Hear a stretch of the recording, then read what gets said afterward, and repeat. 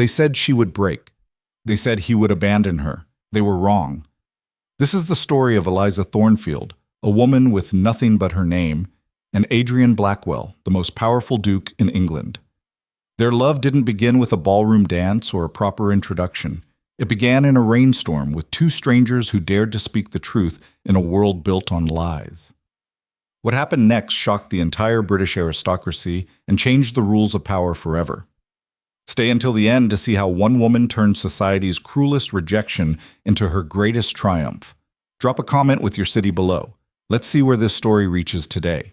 The rain came without warning. One moment, London's streets hummed with the usual chaos of commerce and conversation. The next, the sky split open like a wound, unleashing a torrent that sent merchants scrambling for their wares and ladies shrieking beneath inadequate parasols. Carriages splashed through rapidly forming puddles, their wheels throwing arcs of dirty water onto the already drenched sidewalks. Eliza Thornfield ran. Her worn boots slapped against the cobblestones, her thin shawl already soaked through and clinging to her shoulders like a second skin. She clutched her basket close. Inside were 3 parcels of mending she'd promised to deliver by evening, work that would earn her barely enough to pay another week's rent in her cramped boarding house room. The rain intensified, sheeting down so hard she could barely see 3 feet ahead. Her dark hair, carefully pinned that morning, now hung in wet ropes around her face. Water streamed into her eyes, blurring her vision. There.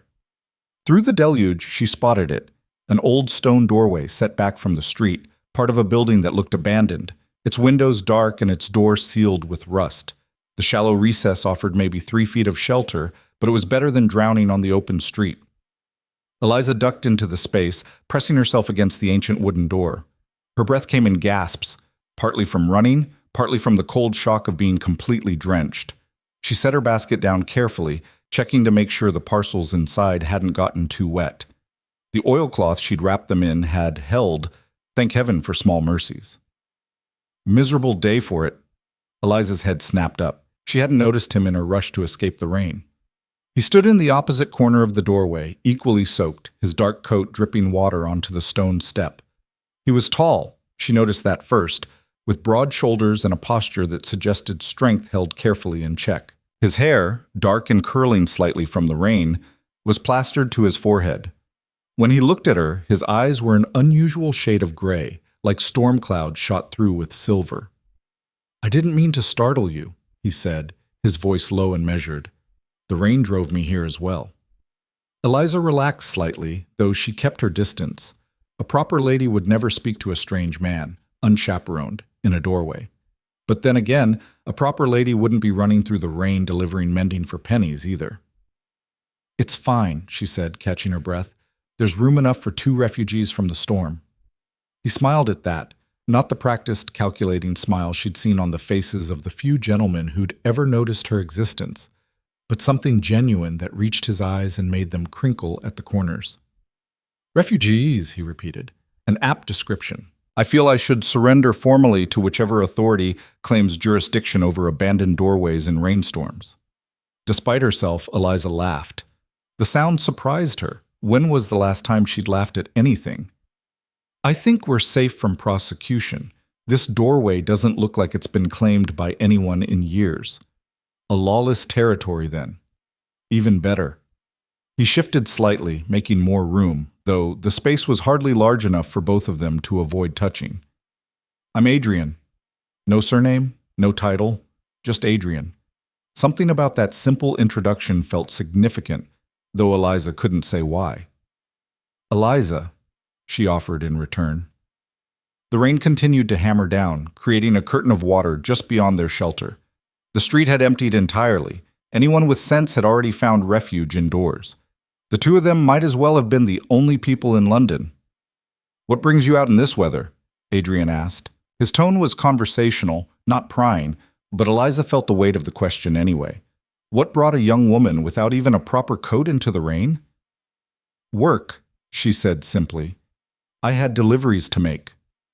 She waited for the judgment, the subtle shift in expression that always came when people of means realized exactly how far beneath them she existed. But Adrian only nodded, as if this were perfectly reasonable. "Dedicated," he said. Most would have waited out the storm. Most can afford to wait. The words came out sharper than she intended, edged with the bitterness of too many hungry days and landlords who didn't care about rainstorms or any other excuse for late rent. Adrian didn't flinch from her tone. If anything, he looked more interested. "You're honest. That's rare. Honesty is cheap when you have nothing to lose." "I disagree." He leaned against the doorframe, seeming unconcerned about the water still dripping from his clothes. "I think honesty becomes more valuable the less you have. The wealthy can afford pretty lies. Those without wealth, they need truth just to survive." Eliza studied him more carefully. His clothes, though soaked, were well made. She could see that even through the water damage. The cut of his coat spoke of tailors who charged more for a single garment than she earned in 6 months. His boots, though splashed with mud, were fine leather. This was a man accustomed to comfort, to certainty, to doors that opened at his approach rather than ones that sealed shut with rust. "You sound like someone who's given this thought," she said. "Perhaps I have." He paused, watching the rain. "Or perhaps being caught in a storm strips away the usual pretenses, makes everything clearer." "And what do you see in this clarity?" He turned those storm-gray eyes back to her, and Eliza felt something shift in her chest, a recognition she couldn't name, a sense of standing at the edge of something vast and dangerous and utterly unknown. "I see someone who won't break," Adrian said quietly. "Someone who runs through rain to keep promises, who speaks truth even when it cuts. Someone real, in a world that trades almost exclusively in illusions." The words hung between them, more intimate than touch. Eliza's pulse quickened. She should look away, should laugh it off, should remind herself that men like him, whoever he really was, didn't see women like her as anything but momentary diversions. But she didn't look away. "You don't know me," she said, but her voice had lost its sharp edge. "No," Adrian agreed, "but I'd like to." The rain began to ease, its fury diminishing to a steady drizzle. The storm was passing. Soon, they would have to leave this strange, suspended moment and return to their separate lives, lives that surely had no intersection, no common ground. "Tell me something true," Adrian said suddenly. "Something you wouldn't normally say." Eliza's breath caught. What a dangerous request. What a thrilling one. "I'm afraid," she heard herself say. "Every day I'm afraid. That I won't earn enough. That I'll lose my room. That I'll end up—" She stopped, surprised by her own candor. "That I'll disappear, and no one will notice I'm gone." Adrian's expression shifted, not to pity, which she would have hated, but to something deeper, understanding perhaps, or recognition. "I'm lonely," he said, his voice barely above a whisper. "Surrounded by hundreds of people every day and completely alone. Everyone wants something from me. No one sees me. They see what I represent, what I can give them, what I signify. But not me." The confession struck Eliza like a physical blow. Here, in a forgotten doorway, two strangers had just spoken the truths they couldn't speak anywhere else. The barriers of class and circumstance hadn't disappeared. They were still there, solid and real, but for this moment, they didn't matter. "Why did you tell me that?" Eliza asked. "Because you told me first. Because in 5 minutes, we'll walk away from here and probably never see each other again. Because sometimes the only person you can be honest with is a stranger in a storm." He was right. The rain had slowed to a light mist. Already people were beginning to emerge from their shelters, resuming their interrupted journeys. The spell of isolation was breaking. Eliza picked up her basket, checking once more that her parcels had survived intact. When she looked back at Adrian, she found him watching her with an intensity that made her skin warm despite her wet clothes. "Thank you," she said. "For the shelter. And for being honest?" He smiled that genuine smile again. "Thank you for the same." She should go. She was already late with her deliveries, but something kept her rooted to the spot, some instinct that this moment mattered more than she could understand. "Will you be all right?" Adrian asked. "Getting where you need to go?" "I always am," Eliza said. It wasn't entirely true, but it was true enough. "Then I won't keep you." But he didn't move either, didn't step aside to let her pass. The moment stretched. Eliza felt it in her bones. This was a crossroads, though she couldn't see the paths yet. Something in her wanted to stay, to keep talking, to preserve this strange connection with a man whose last name she didn't even know. But reality was a harsh companion, and it was calling her back. "Goodbye, Adrian," she said, and stepped out into the mist. She made it perhaps 10 steps before she heard his voice behind her. "Eliza." She turned. He stood in the doorway still, silhouetted against the dark wood, rain misting around him like smoke. "If we meet again," he said, "I want you to know. I'll remember this. I'll remember you." Something in his tone suggested this wasn't a casual pleasantry. It sounded like a promise, though for what, Eliza couldn't say. "So will I," she said, and meant it. Then she turned and walked away, her basket clutched tight, her heart beating faster than it should.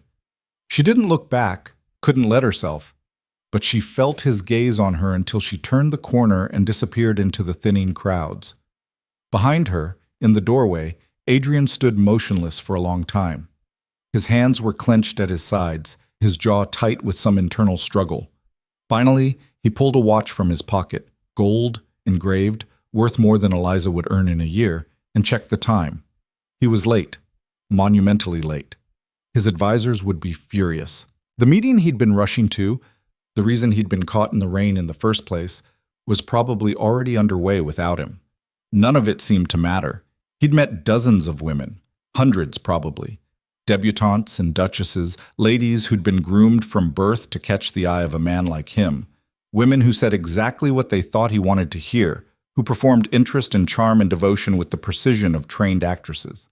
Not one of them had been real. Eliza Thornfield, no title, no fortune, no connections, was the most real person he'd encountered in years. And he'd just let her walk away. "Your Grace?" Adrian turned sharply. His personal secretary Thomas stood at the edge of the street, holding an umbrella and looking thoroughly anxious. "Your Grace, the carriage is just there. We must hurry. The meeting—" "Yes," Adrian said distantly. "The meeting." He followed Thomas to the waiting carriage, a gleaming black vehicle with the Blackwell crest emblazoned on its door in gold. The driver handed him in with a bow so deep it was almost comical. As the carriage pulled away from the curb, Adrian looked back at the doorway.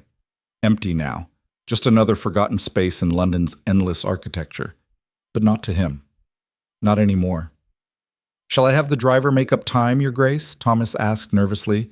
"We might still arrive before Lord Hastings leaves in a fury." "Thomas," Adrian interrupted. "That young woman, the one in the doorway, did you see which direction she went?" Thomas blinked, clearly confused. "No, Your Grace. I was searching for you, not— Should I have been watching her?" "No." Adrian leaned back against the velvet seat. "No, it's fine." But it wasn't fine. Already, he was running through possibilities. She'd said she had deliveries to make. That meant she worked somewhere in this area. A seamstress, perhaps? A laundress? The parcels in her basket suggested skilled work, not menial labor. He could find her. He had resources, people who could track down anyone in London if he asked them to. The thought stopped him cold. That was exactly what she'd talked about, wasn't it? People who saw him only as a source of power and resources. People who wanted things from him. If he used his position to find her, to insert himself into her life, wouldn't he be proving her fears right? "Your Grace?" Thomas ventured. "You seem troubled." Adrian almost laughed. Troubled. Yes, that was one word for it. "Just thinking, Thomas. About truth and lies. About what's real and what's performance." Thomas clearly had no idea how to respond to that, so he remained silent. The carriage rolled through London streets, carrying Adrian toward duties and decisions that had been arranged before he was born, a life mapped out in exquisite detail with no deviation permitted.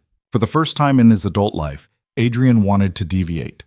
3 hours later, after a meeting that accomplished nothing except giving various lords an opportunity to hear themselves speak, Adrian returned to Blackwell House. The massive mansion sat in Mayfair like a monument to accumulated power, its white stone facade gleaming even in the fading afternoon light. His butler, Harrison, met him at the door with the usual litany of messages, appointments, and requests for his attention. Adrian heard perhaps one word in three. And Lady Catherine has written again, Your Grace, emphasizing that the season will not wait forever. Lady Catherine Wentworth, beautiful, accomplished, perfectly bred to be a duchess. Her father had been suggesting the match for 2 years now. It made perfect sense. Her bloodline, his title, an alliance that would strengthen both families' positions at court. The thought made Adrian feel nothing at all. Your Grace, Harrison prompted, shall I send a response? Tomorrow, Adrian said. I'll consider it tomorrow. He retreated to his study, a room lined with books he rarely had time to read, and poured himself a brandy he didn't particularly want. Through the window, he could see the manicured gardens of Blackwell House, every hedge trimmed to geometric perfection, every flower bed arranged with mathematical precision. Beautiful, lifeless, someone who won't break. He could still hear her voice, see the way her dark eyes had flashed when she spoke about honesty being cheap. There had been steel in her, and fire, and a kind of courage that didn't announce itself with fanfare, but simply endured. A knock at the door interrupted his thoughts. Enter, he called. His aunt, Lady Margaret Blackwell, swept into the room with her usual impeccable timing. She was 60, sharp as a blade, and the only person in his family who'd never tried to manipulate him. You missed an important meeting this morning, she said without preamble. I was delayed by rain. Margaret's eyebrow arched. Rain? How meteorologically convenient. Despite himself, Adrian smiled. You don't believe me. I believe you were delayed. I question whether rain was the primary cause. She settled into the chair across from his desk, studying him with those keen eyes that missed nothing. You look different. I'm soaked to the bone. Of course I look different. No, you look awake, like something shook you out of a long sleep. Adrian said nothing. Margaret was too perceptive for her own good, or rather, for his. Who was she? Margaret asked. Why do you assume there's a she? Because, my dear nephew, you have that look. The one men get when they've encountered something that contradicts everything they thought they knew. And since you're not given to philosophical epiphanies about architecture or weather patterns, I deduce a woman must be involved.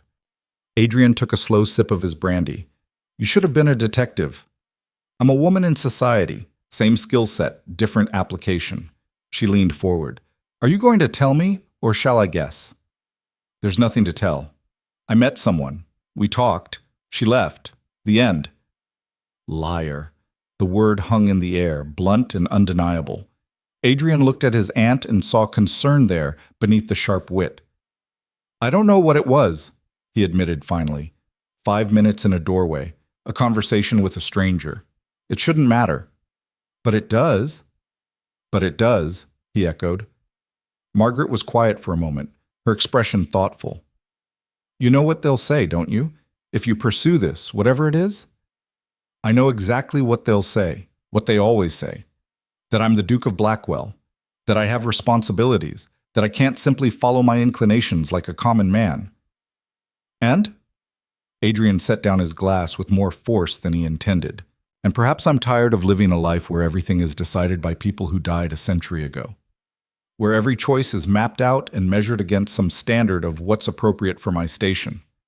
Adrian, she was honest, Margaret. Genuinely, fearlessly honest. Do you know how rare that is? How precious? I'm surrounded by people who perform their entire lives, who calculate every word, who see me as a title and a fortune and a stepping stone to their own ambitions. And this woman, this stranger, spoke to me like I was just a person. Margaret's expression softened.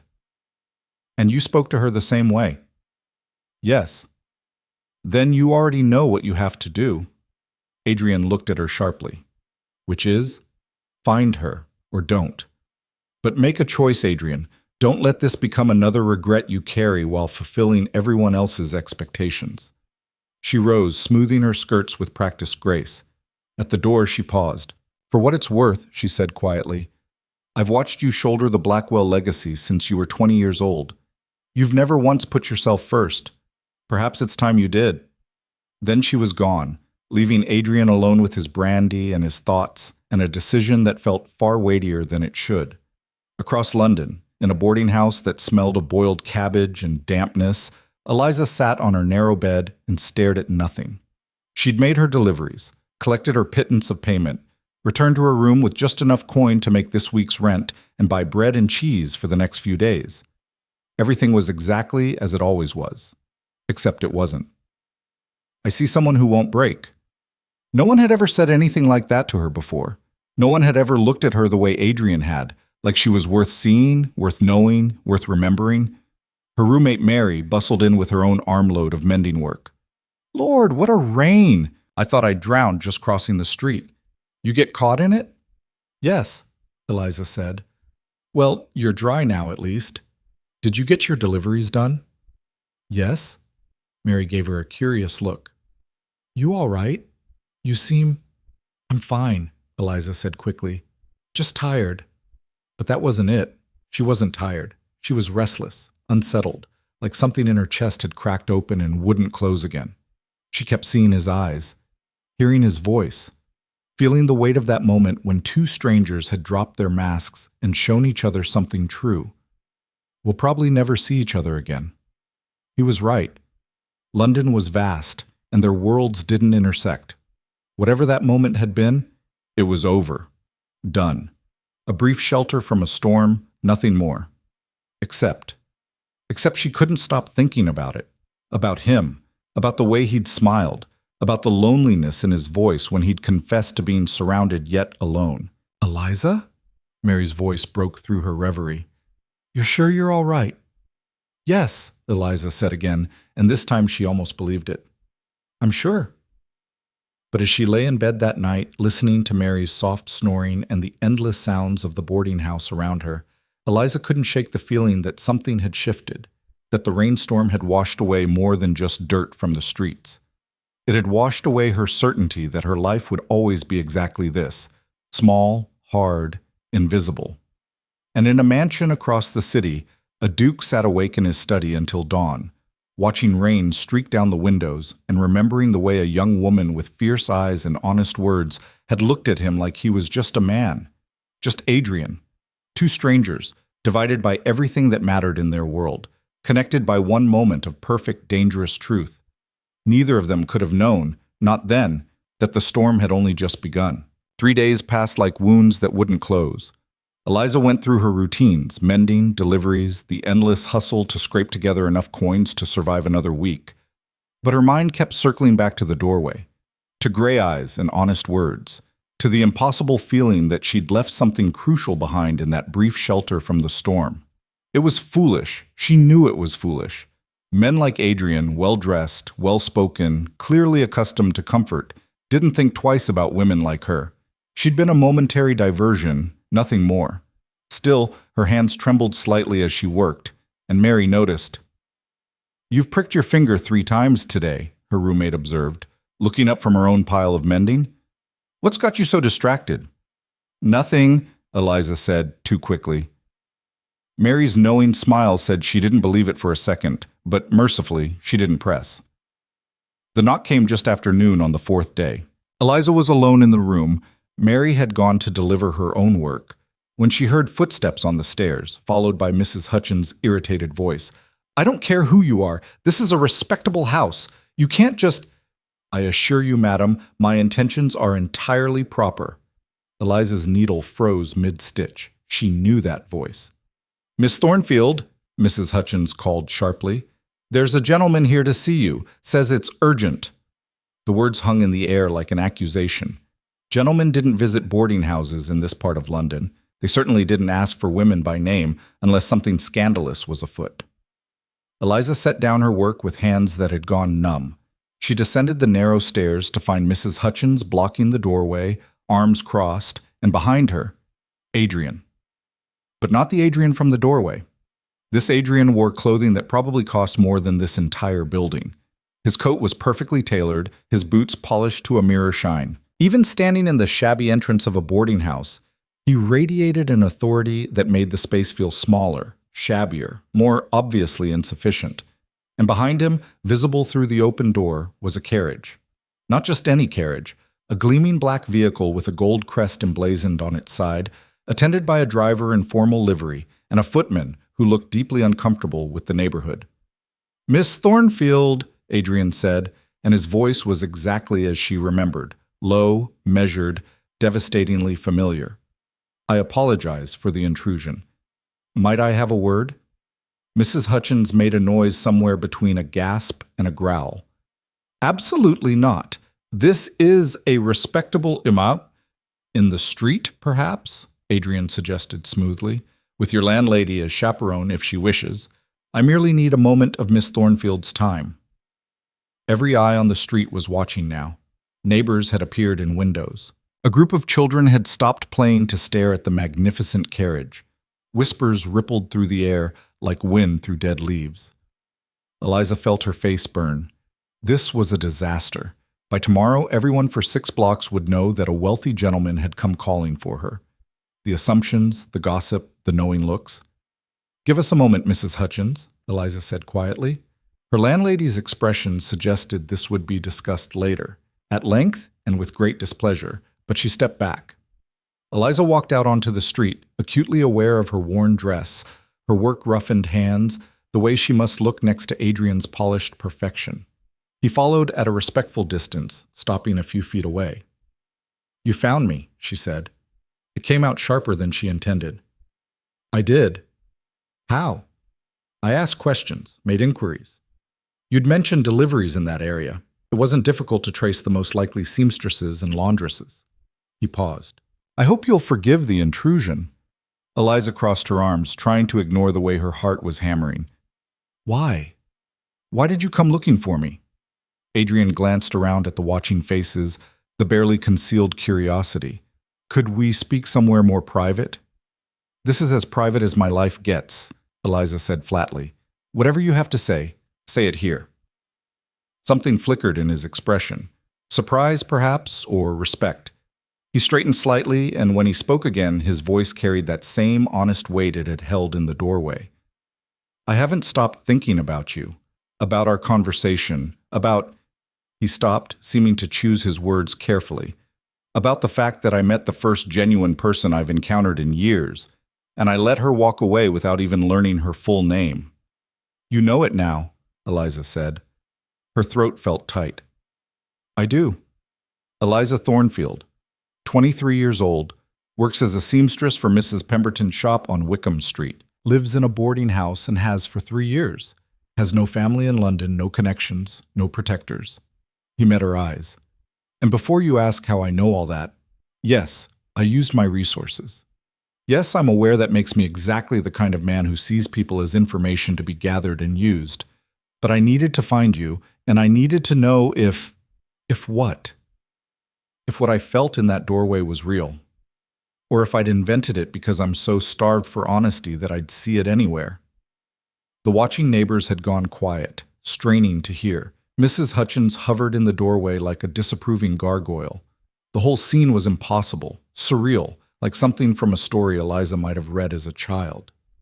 "You shouldn't have come here," she said, but her voice had lost its edge. "You've made things complicated for me." "I know. I'm sorry." He took a half step closer. "But I'm not sorry I found you. And I'm not sorry I'm asking you this. Will you give me a chance to know you, properly, in the daylight, without the excuse of a storm?" "Why?" The word burst out of her. "Look at me, Adrian. Look at where I live. I have nothing. I am nothing in the eyes of your world. Whatever you think you saw in that doorway, it doesn't translate to this reality. It can't." "You're wrong." "Am I?" Eliza gestured at the boarding house, the shabby street, herself. "You came here in a carriage with a crest on it. You have servants waiting on you. This—" She swept her hand to encompass everything around them. "This is what my life is. And your life is what, exactly? Who are you, really?" The question hung between them. Adrian's jaw tightened, and for a moment Eliza thought he wouldn't answer. Then he drew a breath. "Adrian Blackwell," he said quietly. "Duke of Ashmont, 8th in line to hold the title." The words hit Eliza like a physical blow. Duke. Not just wealthy, noble, Not just comfortable, powerful.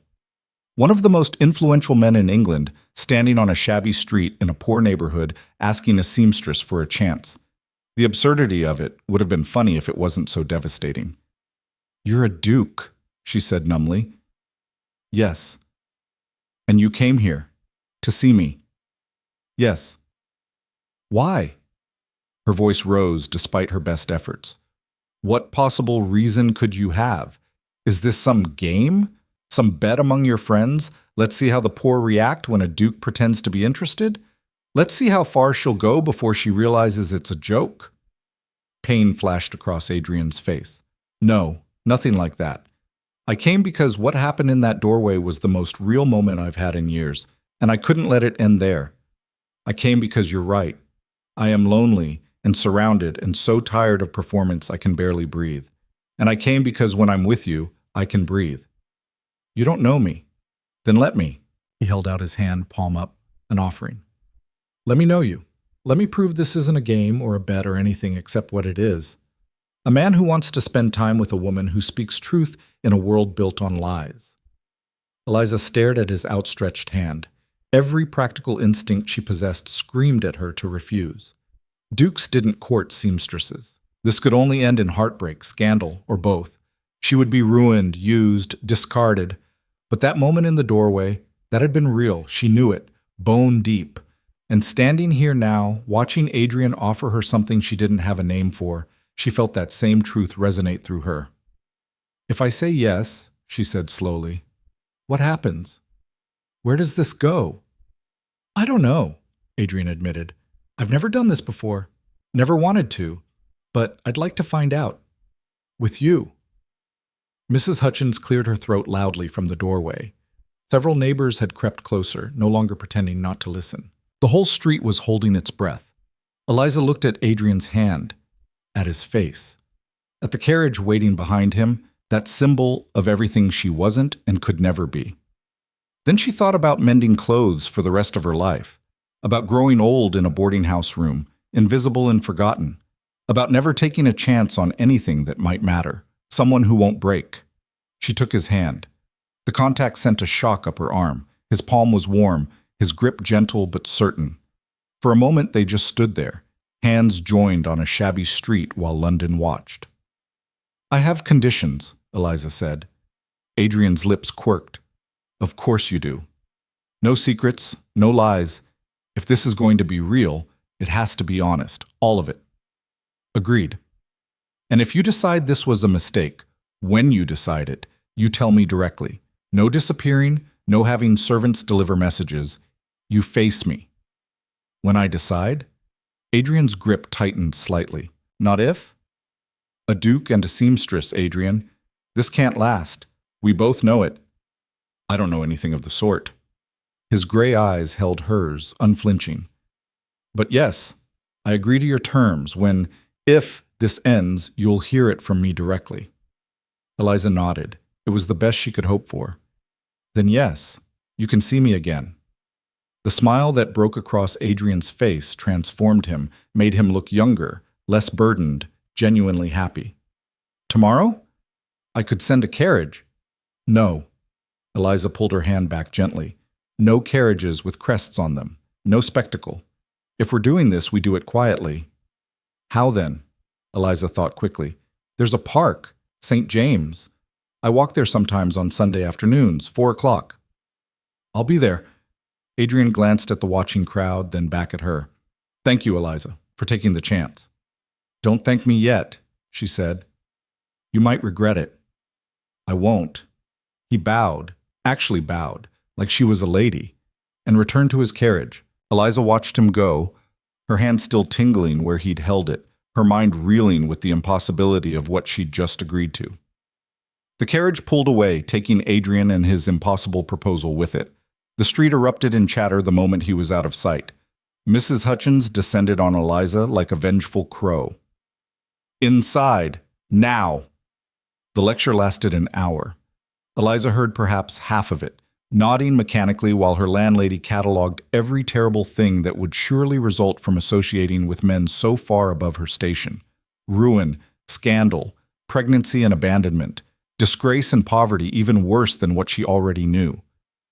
I understand, Eliza said when Mrs. Hutchins finally ran out of steam, but I'm going to see him anyway. Then you're a fool. Probably. Mrs. Hutchins' expression softened slightly. Just be careful, girl. Men like that, they don't marry women like us. And when they're done playing, it's us who pay the price. I know, Eliza said quietly. I know exactly what the risks are. But knowing didn't stop her from counting the hours until Sunday. Didn't stop her from washing her best dress, her only decent dress, and mending the hem with extra care. Didn't stop her heart from racing as 4 o'clock approached. She reached the park 10 minutes early, her palms sweating despite the cool air. St. James was beautiful in autumn, all golden leaves and wide paths where fashionable people strolled in their finery. Eliza felt conspicuously out of place in her simple brown dress and worn shawl. She almost turned back 3 times. You came. Adrian's voice close behind her. She spun to find him dressed more simply than before. Still fine clothes, but without the obvious markers of extreme wealth. He looked almost ordinary, almost like the man from the doorway. I said I would, Eliza replied. I wasn't certain you meant it. After the scene I caused at your boarding house. I'm sorry, by the way. I didn't think about the attention it would draw. You're a duke. You probably never have to think about attention. It follows you regardless. Adrian winced. Fair point. Walk with me? They fell into step together, following one of the park's winding paths. For a few minutes, neither spoke.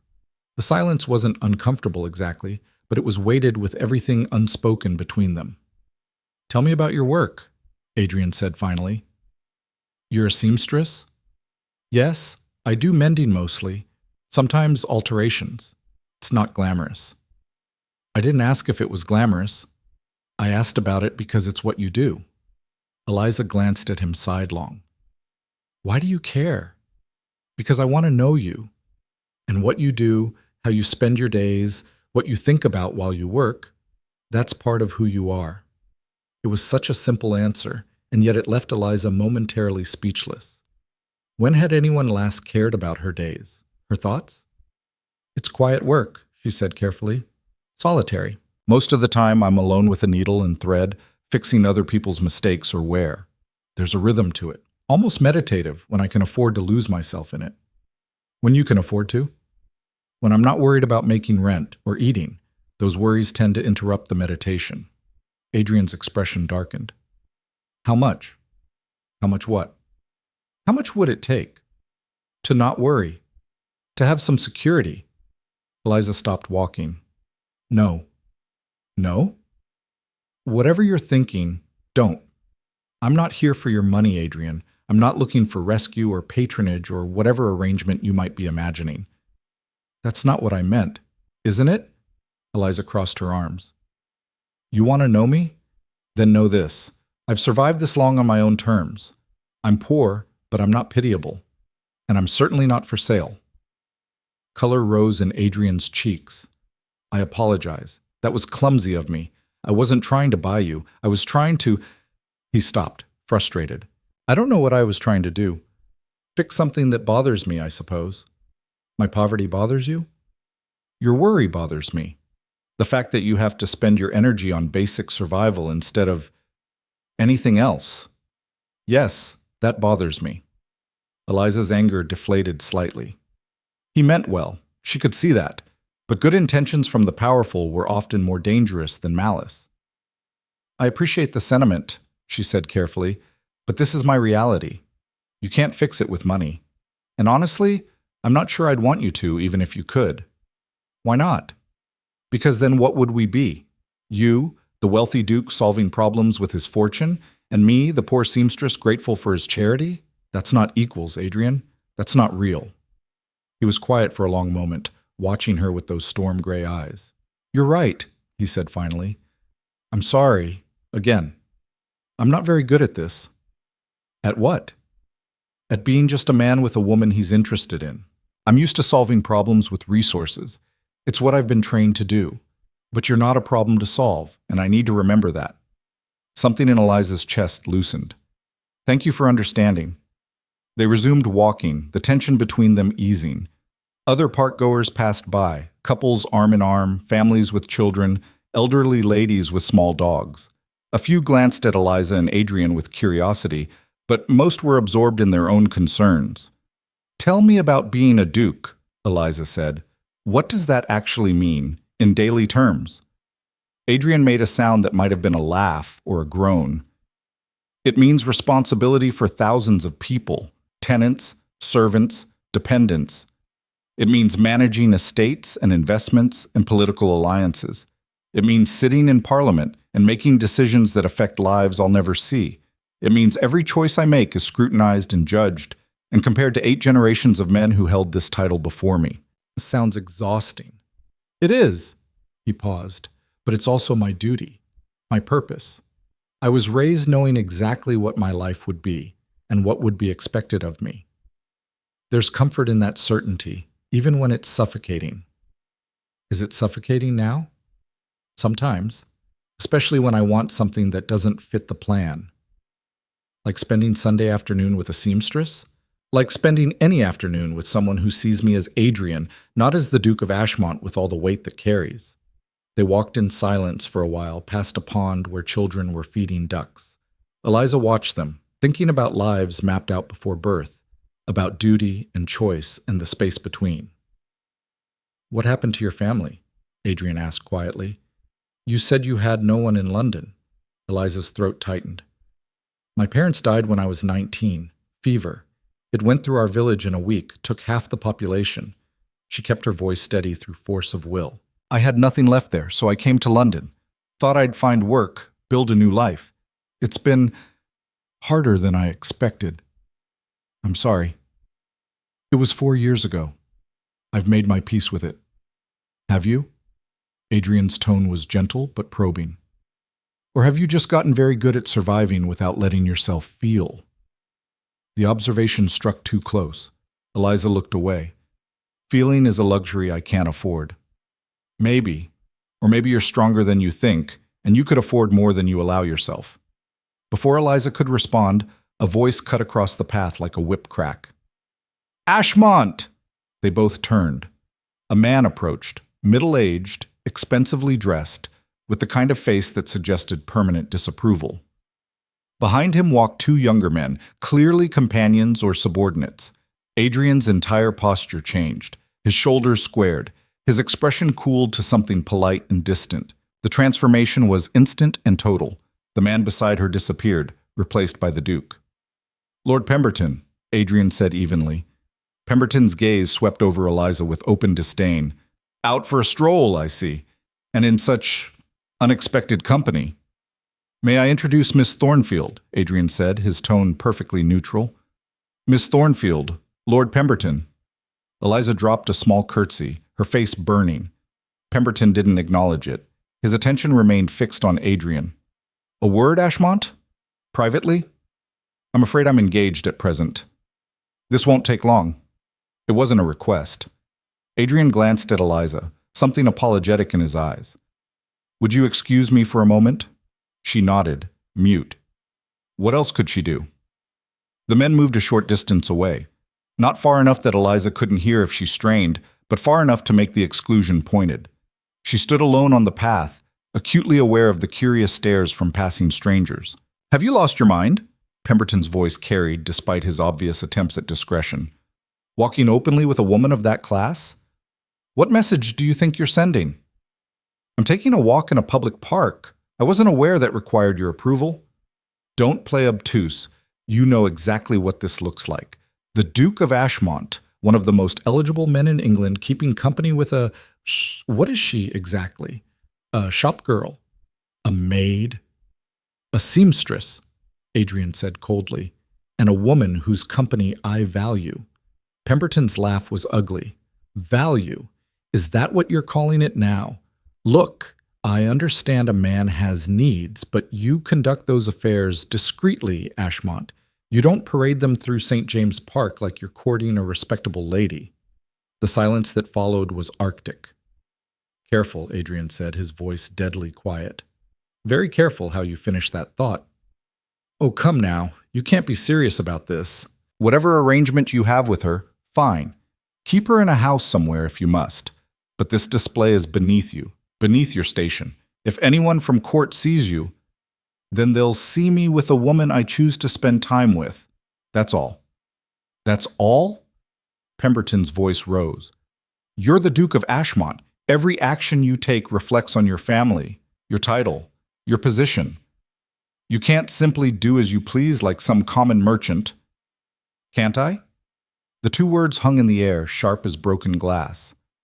Eliza couldn't see Adrian's face from where she stood, but she saw Pemberton's expression shift from outrage to genuine shock.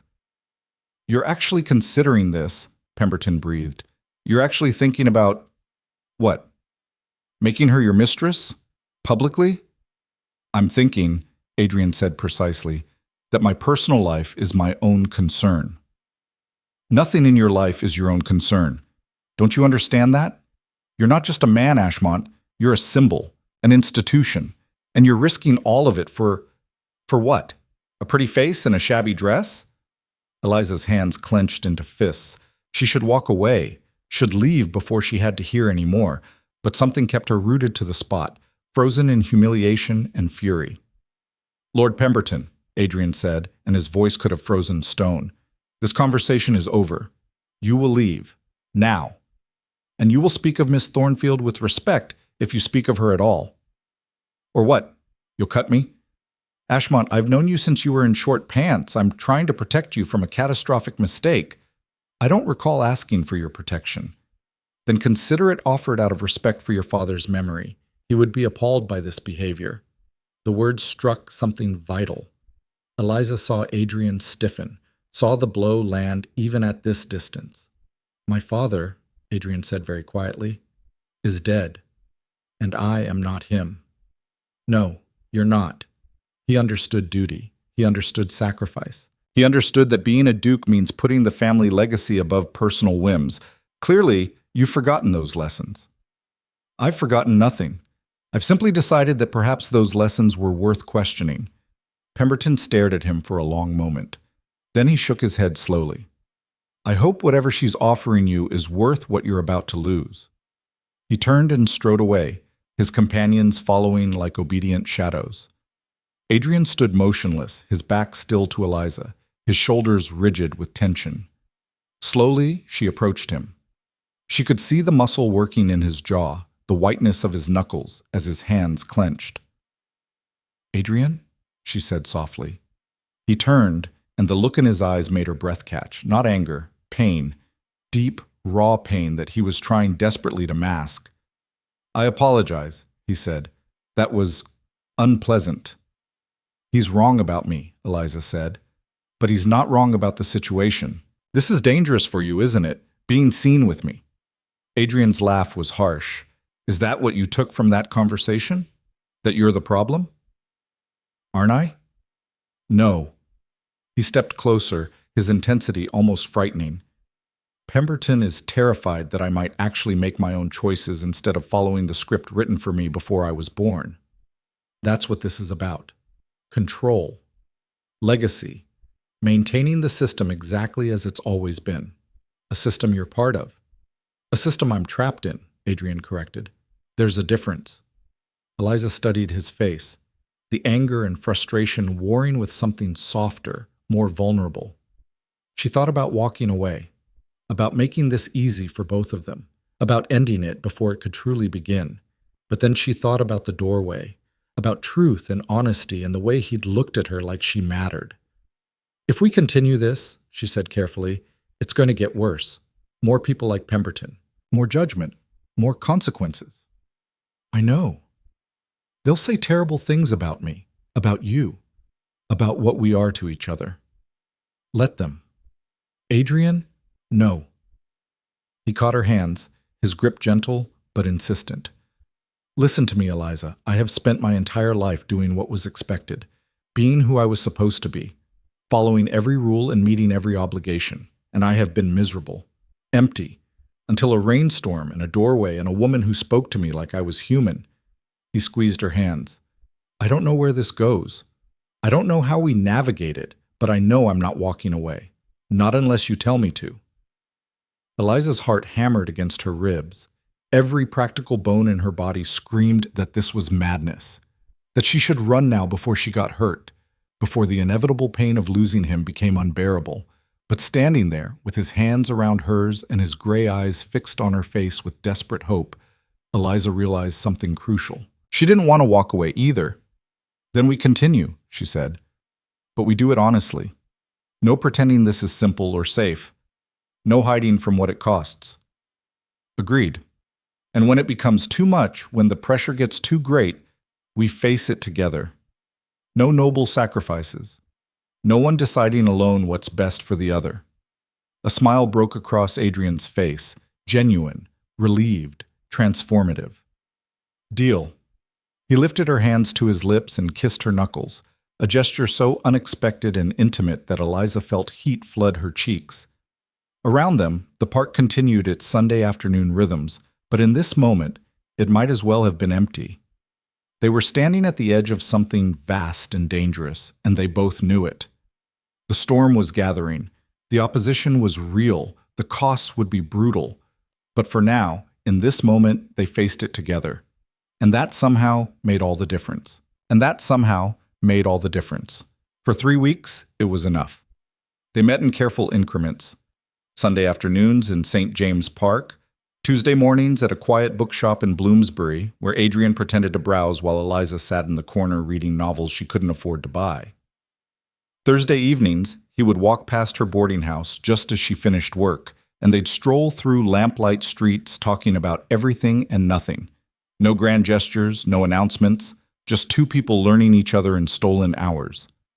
Eliza discovered that Adrian had a sharp, self-deprecating humor that emerged when he dropped the ducal facade, that he'd wanted to be an architect before duty claimed him, that he read poetry late at night when he couldn't sleep, and could recite entire passages of Wordsworth from memory. Adrian learned that Eliza's parents had been teachers in their village, that she could speak French and do mathematics better than half the men in Parliament, that she had a steel-trap memory for faces and could assess a person's character in the first 30 seconds of meeting them, that she laughed rarely, but when she did, the sound was like light breaking through clouds. They were careful. They were discreet. It didn't matter. London society had eyes everywhere and tongues that never rested. Whispers spread like plague. The Duke of Ashmont, keeping company with a nobody, a seamstress of all things, meeting her in public, as if she were someone who mattered. The whispers reached Lady Catherine Wentworth within a week. Eliza was leaving the boarding house on a gray Wednesday morning when the carriage pulled up, sleek, expensive, with a crest she didn't recognize. The door opened before she could react, and a woman's voice called out, "Miss Thornfield, a moment of your time." It wasn't a request. Eliza approached cautiously. The woman inside the carriage was perhaps 25, with pale blonde hair arranged in elaborate curls and a face that would have been beautiful if not for the cold calculation in her blue eyes. Her dress probably cost more than Eliza earned in 5 years. "Lady Catherine Wentworth," the woman said, not bothering with pleasantries. "I believe you know who I am." Eliza didn't, but she could guess. This was the woman Adrian was supposed to marry. The perfect match. The alliance everyone expected. "I know who you are now," Eliza said evenly. "Good. Then this conversation can be brief." Catherine gestured to the seat across from her. "Get in." "I'd rather not." It wasn't a suggestion. Something in Catherine's tone made Eliza's skin prickle with warning, but refusing would only create a scene, and Mrs. Hutchins was already watching from the window with avid curiosity. Eliza climbed into the carriage. The door shut with a click that sounded like a trap closing. "You're very plain," Catherine said, studying Eliza like a specimen under glass. "I expected someone more striking, given how thoroughly you've captivated Adrian's attention." "I haven't captivated anyone. Please, don't insult both our intelligences with false modesty." Catherine settled back against the velvet cushions. "Adrian has been practically invisible for 3 weeks, canceling appointments, avoiding social functions, disappearing at odd hours, and somehow every single absence coincides with you. What do you want? To understand what you're playing at. Is it money? Because if so, I can offer you far more than Adrian will. Name your price and disappear from his life." It's that simple. Eliza's hands clenched in her lap. I'm not for sale. Everyone's for sale. It's just a matter of finding the right currency. Catherine leaned forward. Perhaps you think he'll marry you. Is that it? You fancy yourself a future duchess? No. No? Catherine's laugh was like breaking glass. Then you're even more foolish than I thought, because this can only end one way, Miss Thornfield. Adrian will tire of you. His family will intervene. Society will crush you, and you'll be left with nothing but a ruined reputation and memories of a man who was never truly yours. Are you finished? The blunt question seemed to surprise Catherine. She blinked, then smiled. A predator's smile, sharp and warning. Not quite. You see, I've done my research on you. Eliza Thornfield, orphaned at 19, no family, no connections, surviving on pennies. One word from me, one single word to the right people, and you'll lose your position, your room, every thread of stability you've managed to build. You'll be blacklisted from every reputable establishment in London. Ice spread through Eliza's chest. That's a threat. That's a promise. Unless you're wise enough to walk away now, quietly, before this becomes any more complicated. Eliza met Catherine's cold blue eyes and saw the future there. The power of aristocracy wielded without mercy, the certainty of someone who'd never questioned her right to destroy others for her own convenience. No, Eliza said. No? I'm not walking away, and I'm not selling myself to you or anyone else. Whatever Adrian and I are to each other, it's ours, not yours to buy or threaten or manipulate. Catherine's face went rigid with fury. You have no idea what you're risking. I know exactly what I'm risking. Do you? Eliza leaned forward. Because from where I'm sitting, you're terrified. Not of me, of what I represent. The possibility that Adrian might actually choose for himself instead of accepting the match you've spent years assuming was yours. How dare you? I dare because I have nothing to lose. You just said so yourself. Eliza reached for the carriage door. Make your threats. Destroy my reputation. Take away my work. You'll prove exactly why Adrian wants nothing to do with the world you represent. She stepped out of the carriage before Catherine could respond, her heart hammering so hard she could barely breathe. Behind her, she heard Catherine's voice, sharp with venom. This isn't over, Miss Thornfield. Not even close. The carriage pulled away, leaving Eliza standing on the street with trembling hands and the certain knowledge that she'd just made a powerful enemy. She made it to Mrs. Pemberton's shop before the shaking started in earnest. Her employer took one look at her face and immediately put the kettle on. Trouble? Mrs. Pemberton asked, pouring tea with steady hands. Eliza wrapped her fingers around the cup, grateful for the warmth. The kind that doesn't go away quietly. The Duke? Word had spread, of course. The entire neighborhood knew by now that the Duke of Ashmont had come calling. Mrs. Pemberton had said nothing about it, but her silence had been eloquent. His intended, Eliza said carefully. She made her position clear. Mrs. Pemberton sighed. And you told her to go to hell, I imagine. Despite everything, Eliza almost smiled. Something like that. You're brave, girl, or stupid. I haven't decided which. Probably both. They worked in silence for a while, needles flashing in the dim light. Eliza tried to focus on the stitches, on the familiar rhythm of thread through fabric, but her mind kept circling back to Catherine's threats. One word to the right people. Could she do it? Could Catherine actually destroy Eliza's life with such casual efficiency? Yes, of course she could. That was what power meant, the ability to ruin someone without consequence, to wield influence like a weapon. The shop bell chimed. Eliza looked up to find Thomas, Adrian's secretary, standing in the doorway with an envelope in his hand. Miss Thornfield, he said formally, the Duke of Ashmont requests the pleasure of your company this evening. A carriage will call for you at 7. Mrs. Pemberton's eyebrows rose. Eliza felt her face heat. That's very kind, but I'm afraid I'm busy this evening. Thomas's expression didn't change. His Grace was quite insistent, miss. He said it was a matter of some importance. The formality of it set Eliza's teeth on edge. This wasn't Adrian asking. This was the Duke of Ashmont summoning. The difference felt vast. Tell His Grace that if he wishes to see me, he may ask me himself, directly.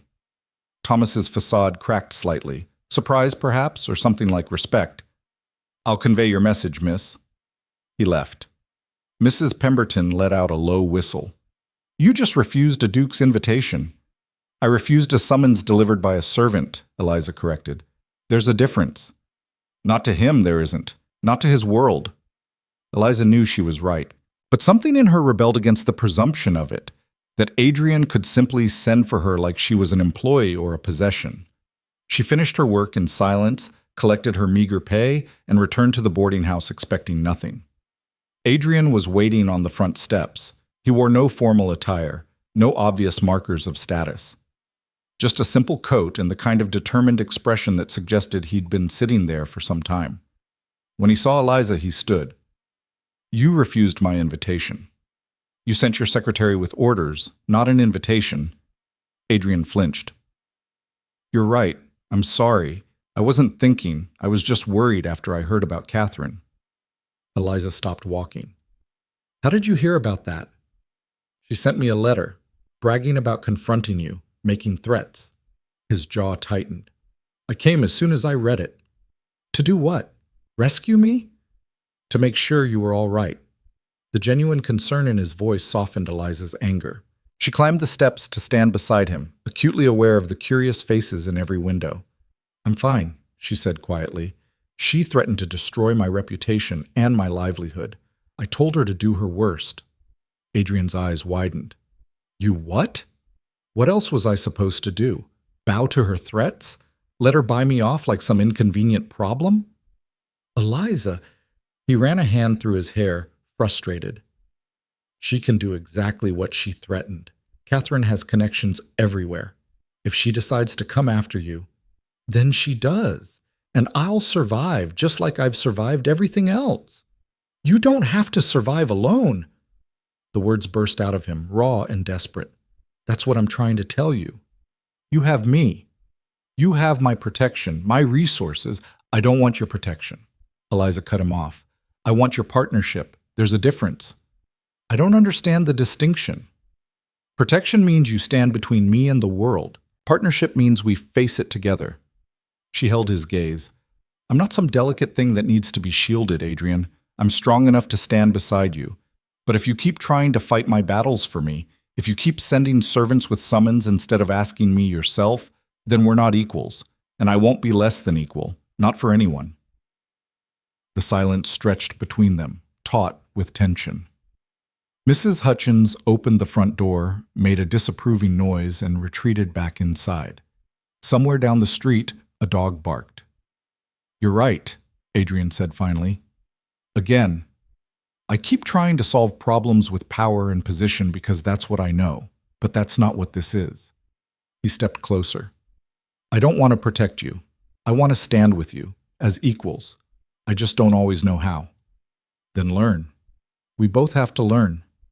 Eliza's voice softened. This is new territory for both of us. Catherine won't stop, you know that.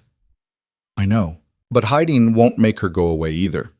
Adrian was quiet for a moment, something working behind his eyes. Calculation, decision, the weight of choice. When he spoke again, his voice carried a new edge of determination. Come with me tomorrow night. There's an event at the Royal Theatre, a performance for the season's opening. Everyone will be there. Eliza's stomach dropped. Adrian, I can't. Yes, you can. I'll send a dress, a carriage. That's not the point. Those people, your world, they'll tear me apart. Let them try. His intensity was almost frightening. Eliza, we've been hiding, meeting in secret, pretending we can keep this separate from the rest of my life. But we can't, and frankly, I don't want to anymore. You don't know what you're asking. I know exactly what I'm asking. I'm asking you to stand beside me in public, to let everyone see that I choose you, that this isn't a secret affair or a temporary fascination, that you matter to me. It will cause a scandal. Good. Let it. I'm tired of living my life according to other people's rules. Eliza stared at him, her mind racing. This was madness. Appearing publicly at a society event on Adrian's arm would be tantamount to a declaration. It would bring down every ounce of society's wrath, Catherine would make good on her threats. Other powerful families would mobilize against them. It would be war. But looking at Adrian's face, at the hope and determination and raw honesty there, Eliza felt something shift in her chest. She'd spent 4 years surviving, playing it safe, making herself small and invisible to avoid drawing attention. And where had it gotten her? A cramped room in a boarding house, and a future that stretched out in endless identical days of mending and scrimping and slowly disappearing. Someone who won't break. "All right," she heard herself say. "I'll go."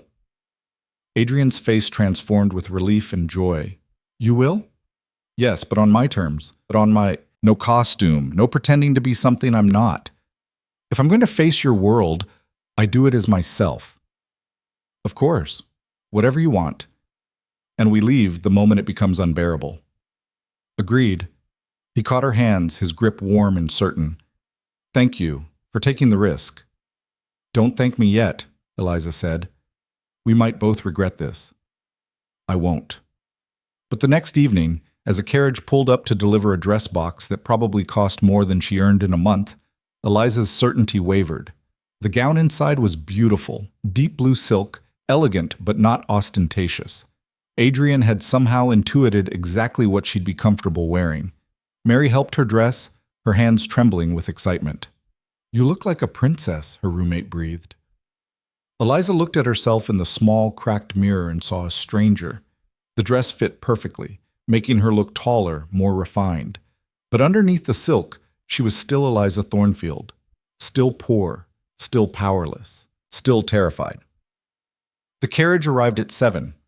Adrian himself stepped out to hand her in, and the look on his face when he saw her made something flutter in Eliza's chest. "You're beautiful," he said simply. "I'm the same person I was yesterday." "You were beautiful yesterday too. I just get to tell you now." The theater was ablaze with light when they arrived. Chandeliers glittering through tall windows, carriages lined up in a glittering parade. Eliza's hands clenched in her lap as they joined the queue.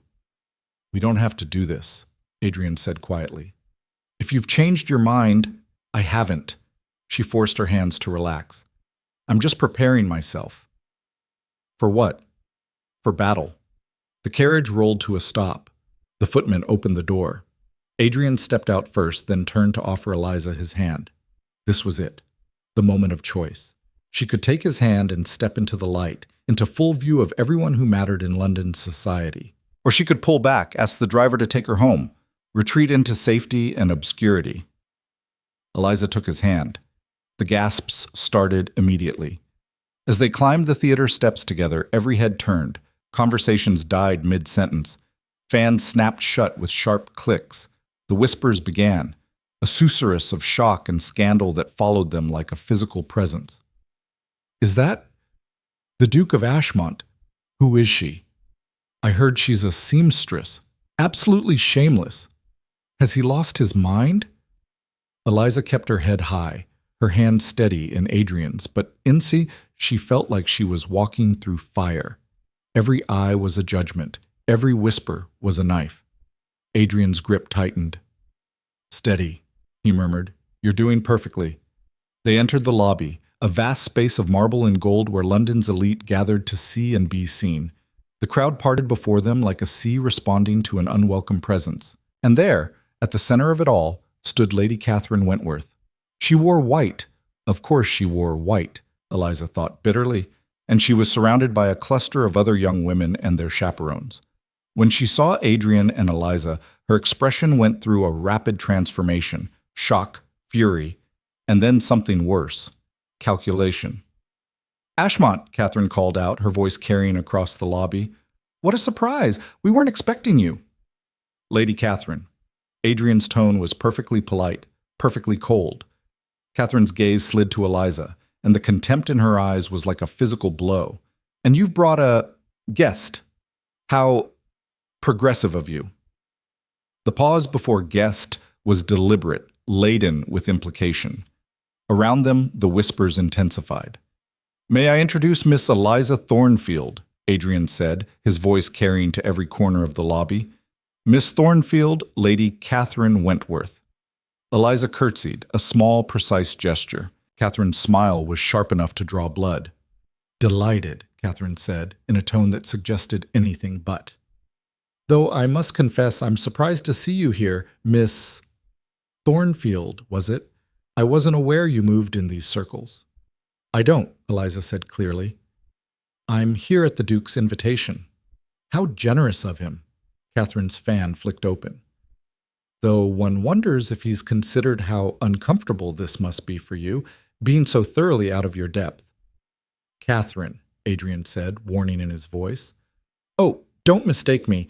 I'm sure Miss Thornfield is perfectly charming, in her own context. Catherine's smile widened. Tell me, Miss Thornfield, have you attended the theater before, or is this your first experience with culture? The insult was so blatant that several onlookers actually gasped. Eliza felt heat rise in her cheeks, felt the weight of everyone watching, waiting to see how she'd respond. She could retreat, could make some excuse and flee, could give Catherine exactly what she wanted, or, I've attended the theater several times, Eliza said, her voice steady. My parents were great lovers of Shakespeare.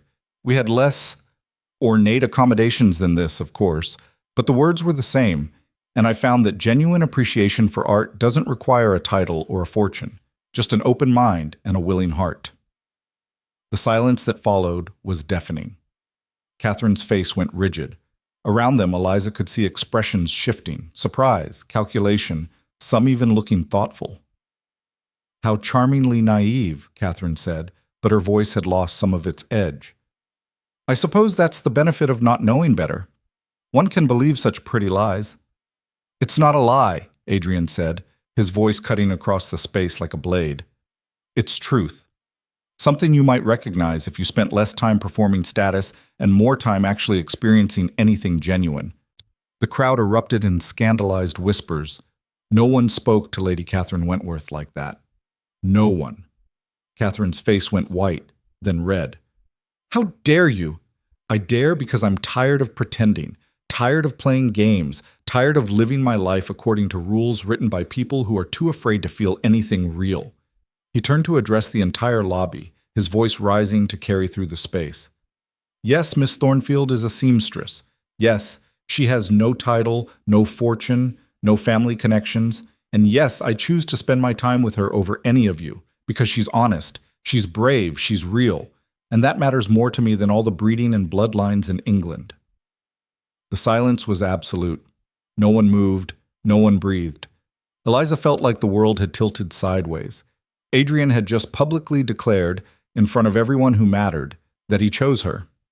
A seamstress, over Lady Catherine, over tradition, over everything his world valued.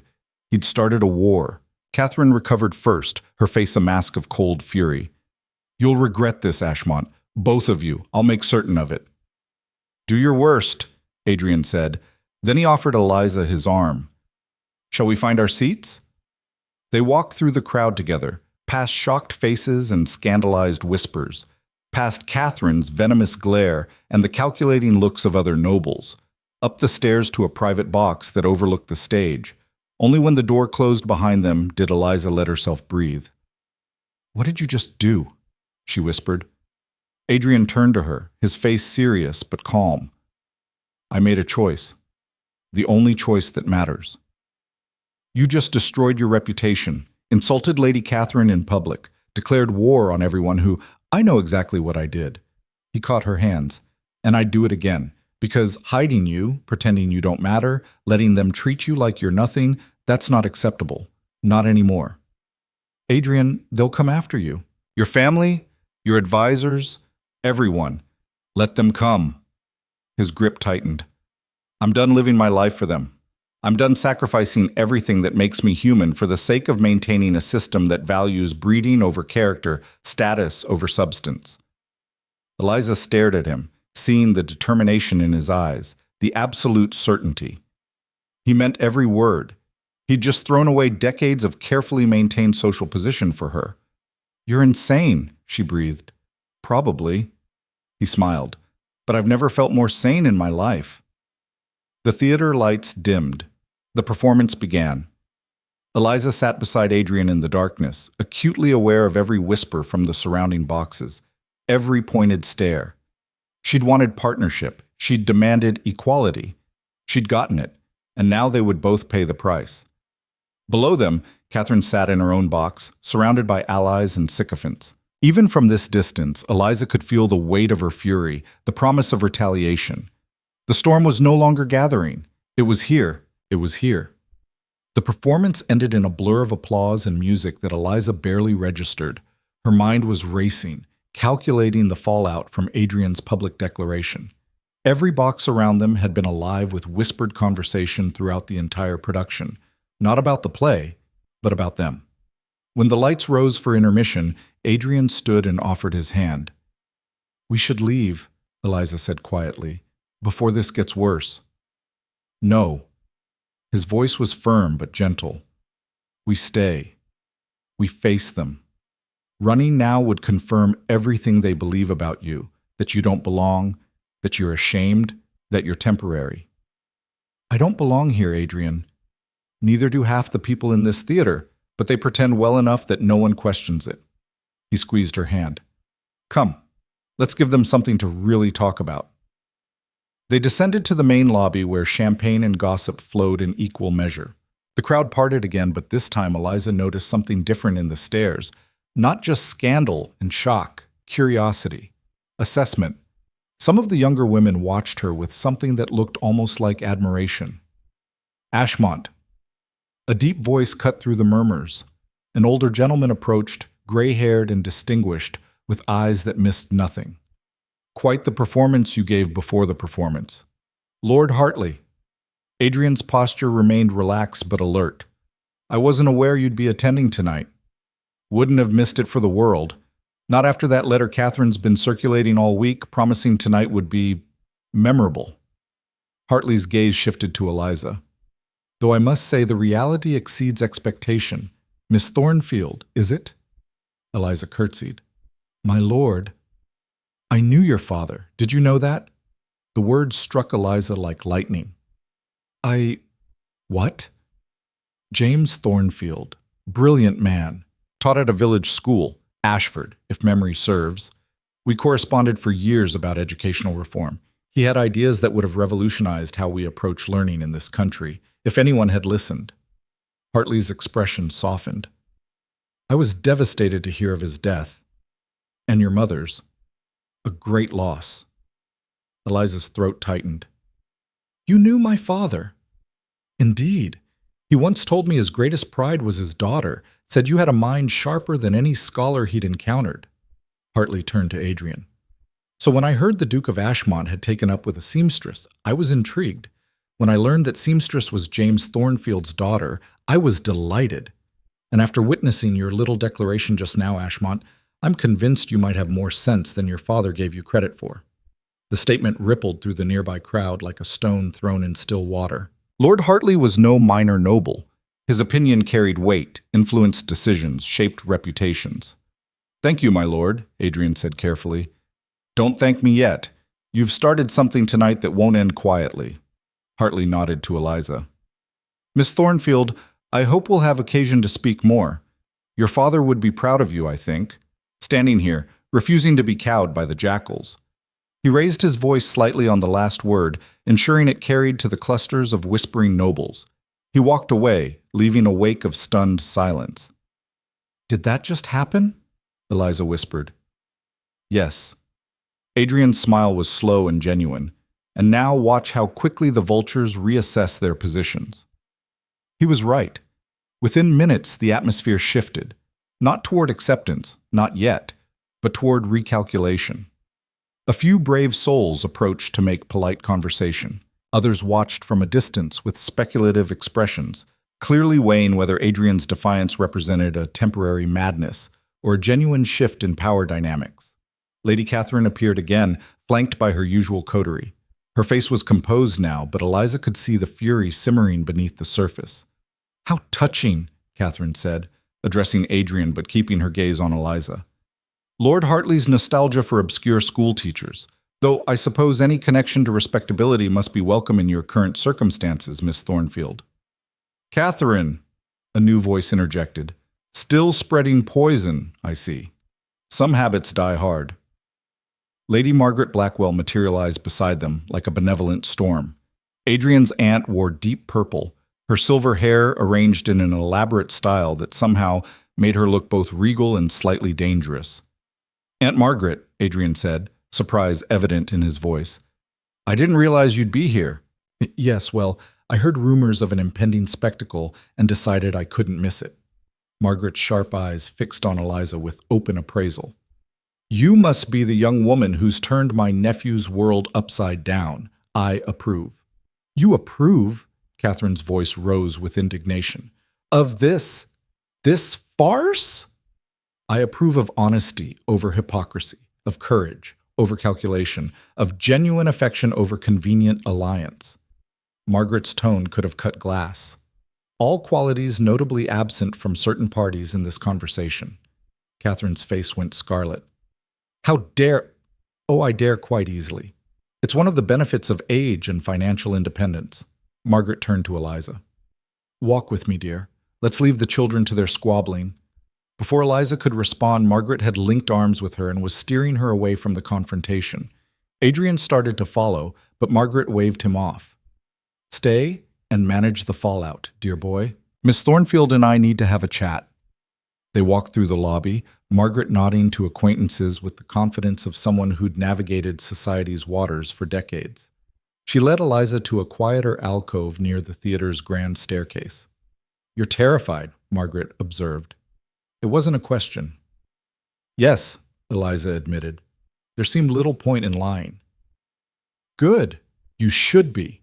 What my nephew did tonight was either brilliantly brave or catastrophically stupid. Time will tell which." Margaret studied her. "But I didn't bring you here to frighten you further. I brought you here to tell you that you have an ally, if you want one." "Why would you help me?" "Because I've watched Adrian suffocate under the weight of duty and expectation for 15 years.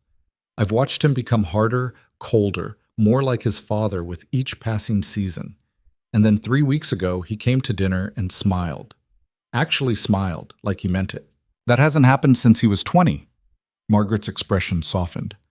"Whatever you've done to him, Miss Thornfield, it's returned something I thought was lost. For that alone, you have my gratitude." Eliza's eyes burned. "I haven't done anything special. I just talked to him, honestly." "Precisely. You treated him like a person instead of a title. Do you have any idea how rare that is? How precious?" Margaret shook her head. "Most of the women who've pursued Adrian over the years saw only the Duke, the fortune, the connections. They performed interest in his thoughts while mentally redecorating his estates. You're the first person who's ever looked past all that to see the man underneath." "He's remarkable," Eliza said quietly. "He is. But he's also about to face the fight of his life, and so are you. Catherine won't stop with public embarrassment. She has powerful allies, and she's not above using them to destroy anything, anyone, she perceives as an obstacle. She's already threatened to ruin my reputation and livelihood. And she'll make good on those threats." Margaret's tone was matter-of-fact. "Within a week, you'll find yourself blacklisted from every respectable establishment. Your landlady will likely ask you to leave. Former acquaintances will suddenly be unavailable. That's how society works. Not through violence, but through systematic exclusion." The blunt assessment made Eliza's stomach clench. "Then what do you suggest I do?" "Survive it. Adapt. Refuse to break." Margaret's smile was fierce. "You've survived worse than Catherine Wentworth's displeasure. Use that strength now, and know that you're not alone. I have resources, connections that Catherine can't touch. If you need help, when you need help, you come to me." "Why?" The question burst out. "Why are you doing this?" Margaret was quiet for a moment, her gaze distant. "Because 20 years ago, I loved a man my family deemed unsuitable, and I let them convince me to give him up for a more appropriate match. I spent 15 years in a loveless marriage before my husband had the decency to die and free me." Her eyes refocused on Eliza, sharp and clear. "I won't watch my nephew make the same mistake. If he's found something real with you, and I believe he has, then I'll move heaven and earth to protect it." Before Eliza could respond, commotion erupted in the lobby. Raised voices, the sound of something breaking. Both women hurried back to find Adrian facing down three men, Lord Pemberton from the park, and two others Eliza didn't recognize. "Completely lost your mind," Pemberton was shouting. "Your father would be ashamed."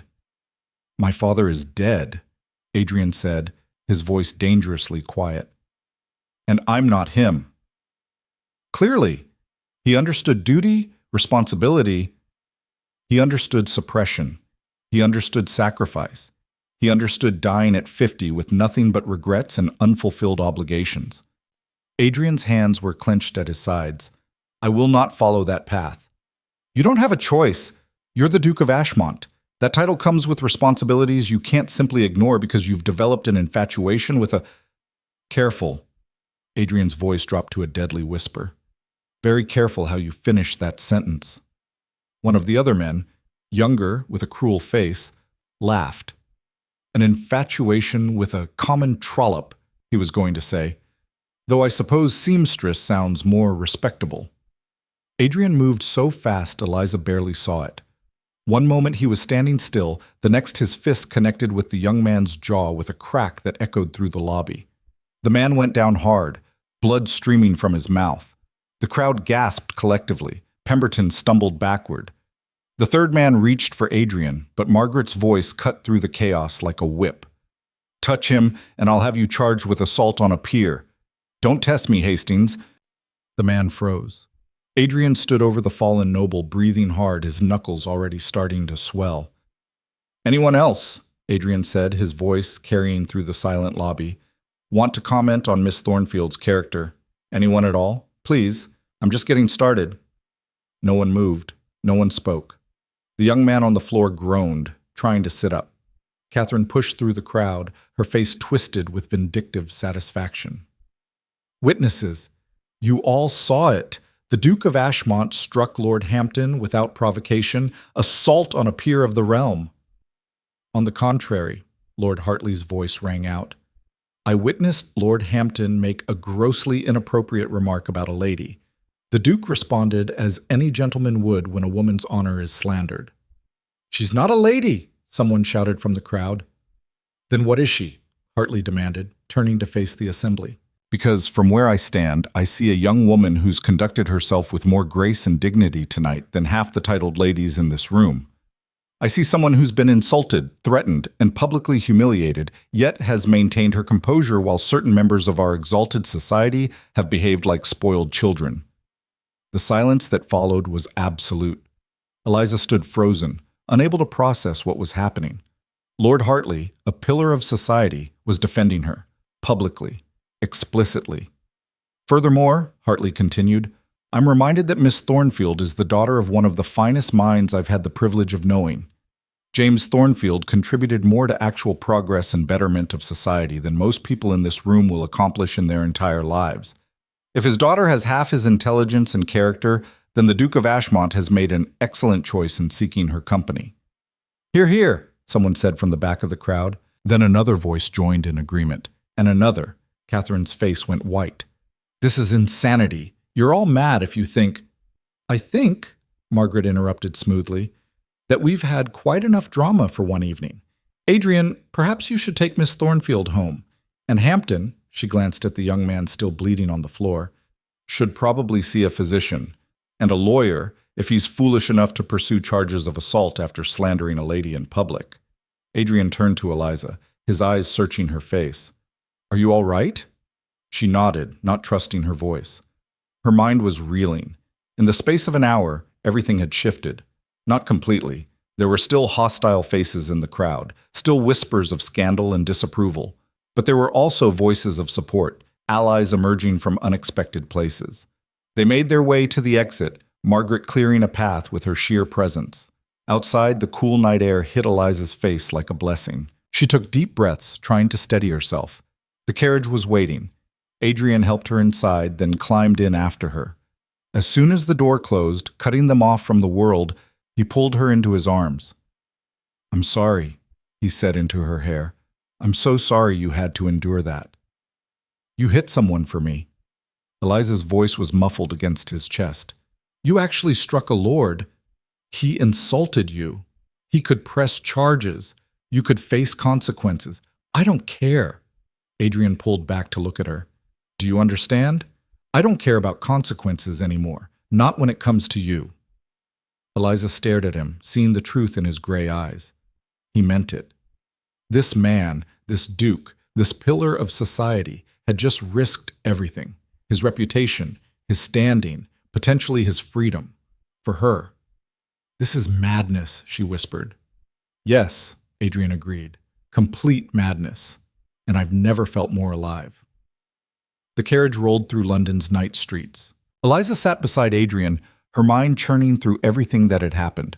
Lord Hartley's unexpected support, Margaret's fierce alliance, the shifting dynamics of the crowd, and Adrian throwing away generations of careful social maneuvering with one honest declaration. What happens now? She asked. War, Adrian said simply. Catherine will mobilize her allies. My family's advisors will descend like a plague, demanding I end this immediately. There will be pressure from every angle. He took her hand, but there will also be support. You saw it tonight. Hartley, Margaret, even some of the younger people. We're not as alone as we thought. It's not enough. Maybe not, but it's a start. He brought her hand to his lips. Eliza, I need to ask you something. The seriousness in his tone made her pulse quicken. What? Are you with me? Truly with me through whatever comes next? Because it's going to get harder before it gets easier. The attacks will intensify. They'll come after you in ways we can't predict. And I need to know, can you endure it? Will you endure it? Eliza thought about her boarding house room, about mending clothes for pennies, about the life she'd been living, small, safe, slowly dying of insignificance. Then she thought about the doorway, about truth and honesty, and the way Adrian looked at her like she mattered. Yes, she said, I'm with you. His smile was like sunrise. Then we face it together. The next morning, reality arrived with brutal efficiency.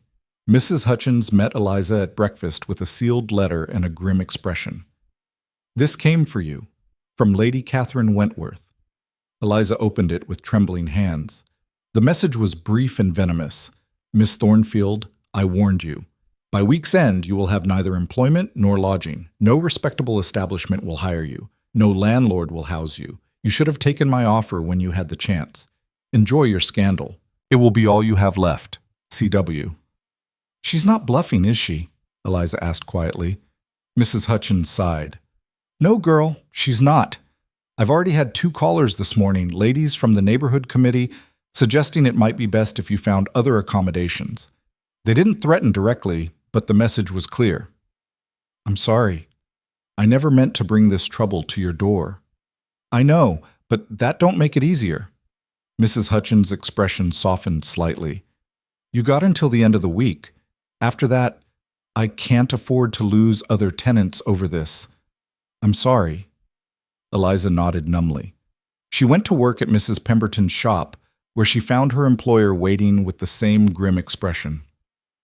I can't keep you on, Eliza, Mrs. Pemberton said without preamble. 3 of my best clients came by this morning. All 3 made it clear they wouldn't continue their business if you remained in my employment. I understand. I don't think you do. Mrs. Pemberton's voice was rough. I've known you 3 years. You're the best worker I've had. But this is my livelihood, my survival. And I can't lose it. Not even for you. I know. It's all right. It's not all right. It's Catherine Wentworth being a vindictive. She stopped, swallowed. Here. She pressed a small purse into Eliza's hands. Your wages through the end of month, and a bit extra. It's all I can spare. Eliza walked out into the gray morning with nowhere to go and nothing to do. Catherine's campaign was swift and comprehensive.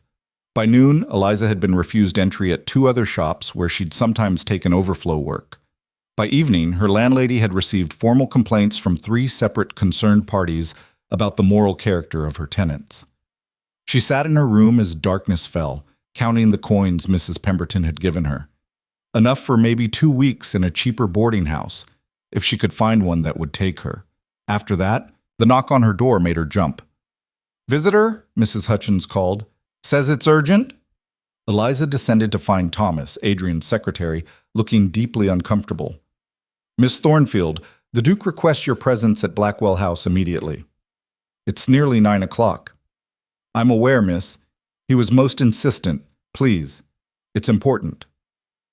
Against her better judgment, Eliza followed him to the waiting carriage. The ride to Mayfair felt surreal, leaving her shabby neighborhood for streets lined with mansions, each more opulent than the last. Blackwell House was ablaze with lights. Thomas led her not to the main entrance, but to a side door, through corridors decorated with portraits of stern-faced ancestors, to a drawing room where Adrian paced like a caged animal. He wasn't alone. Margaret sat near the fireplace, and beside her was Lord Hartley.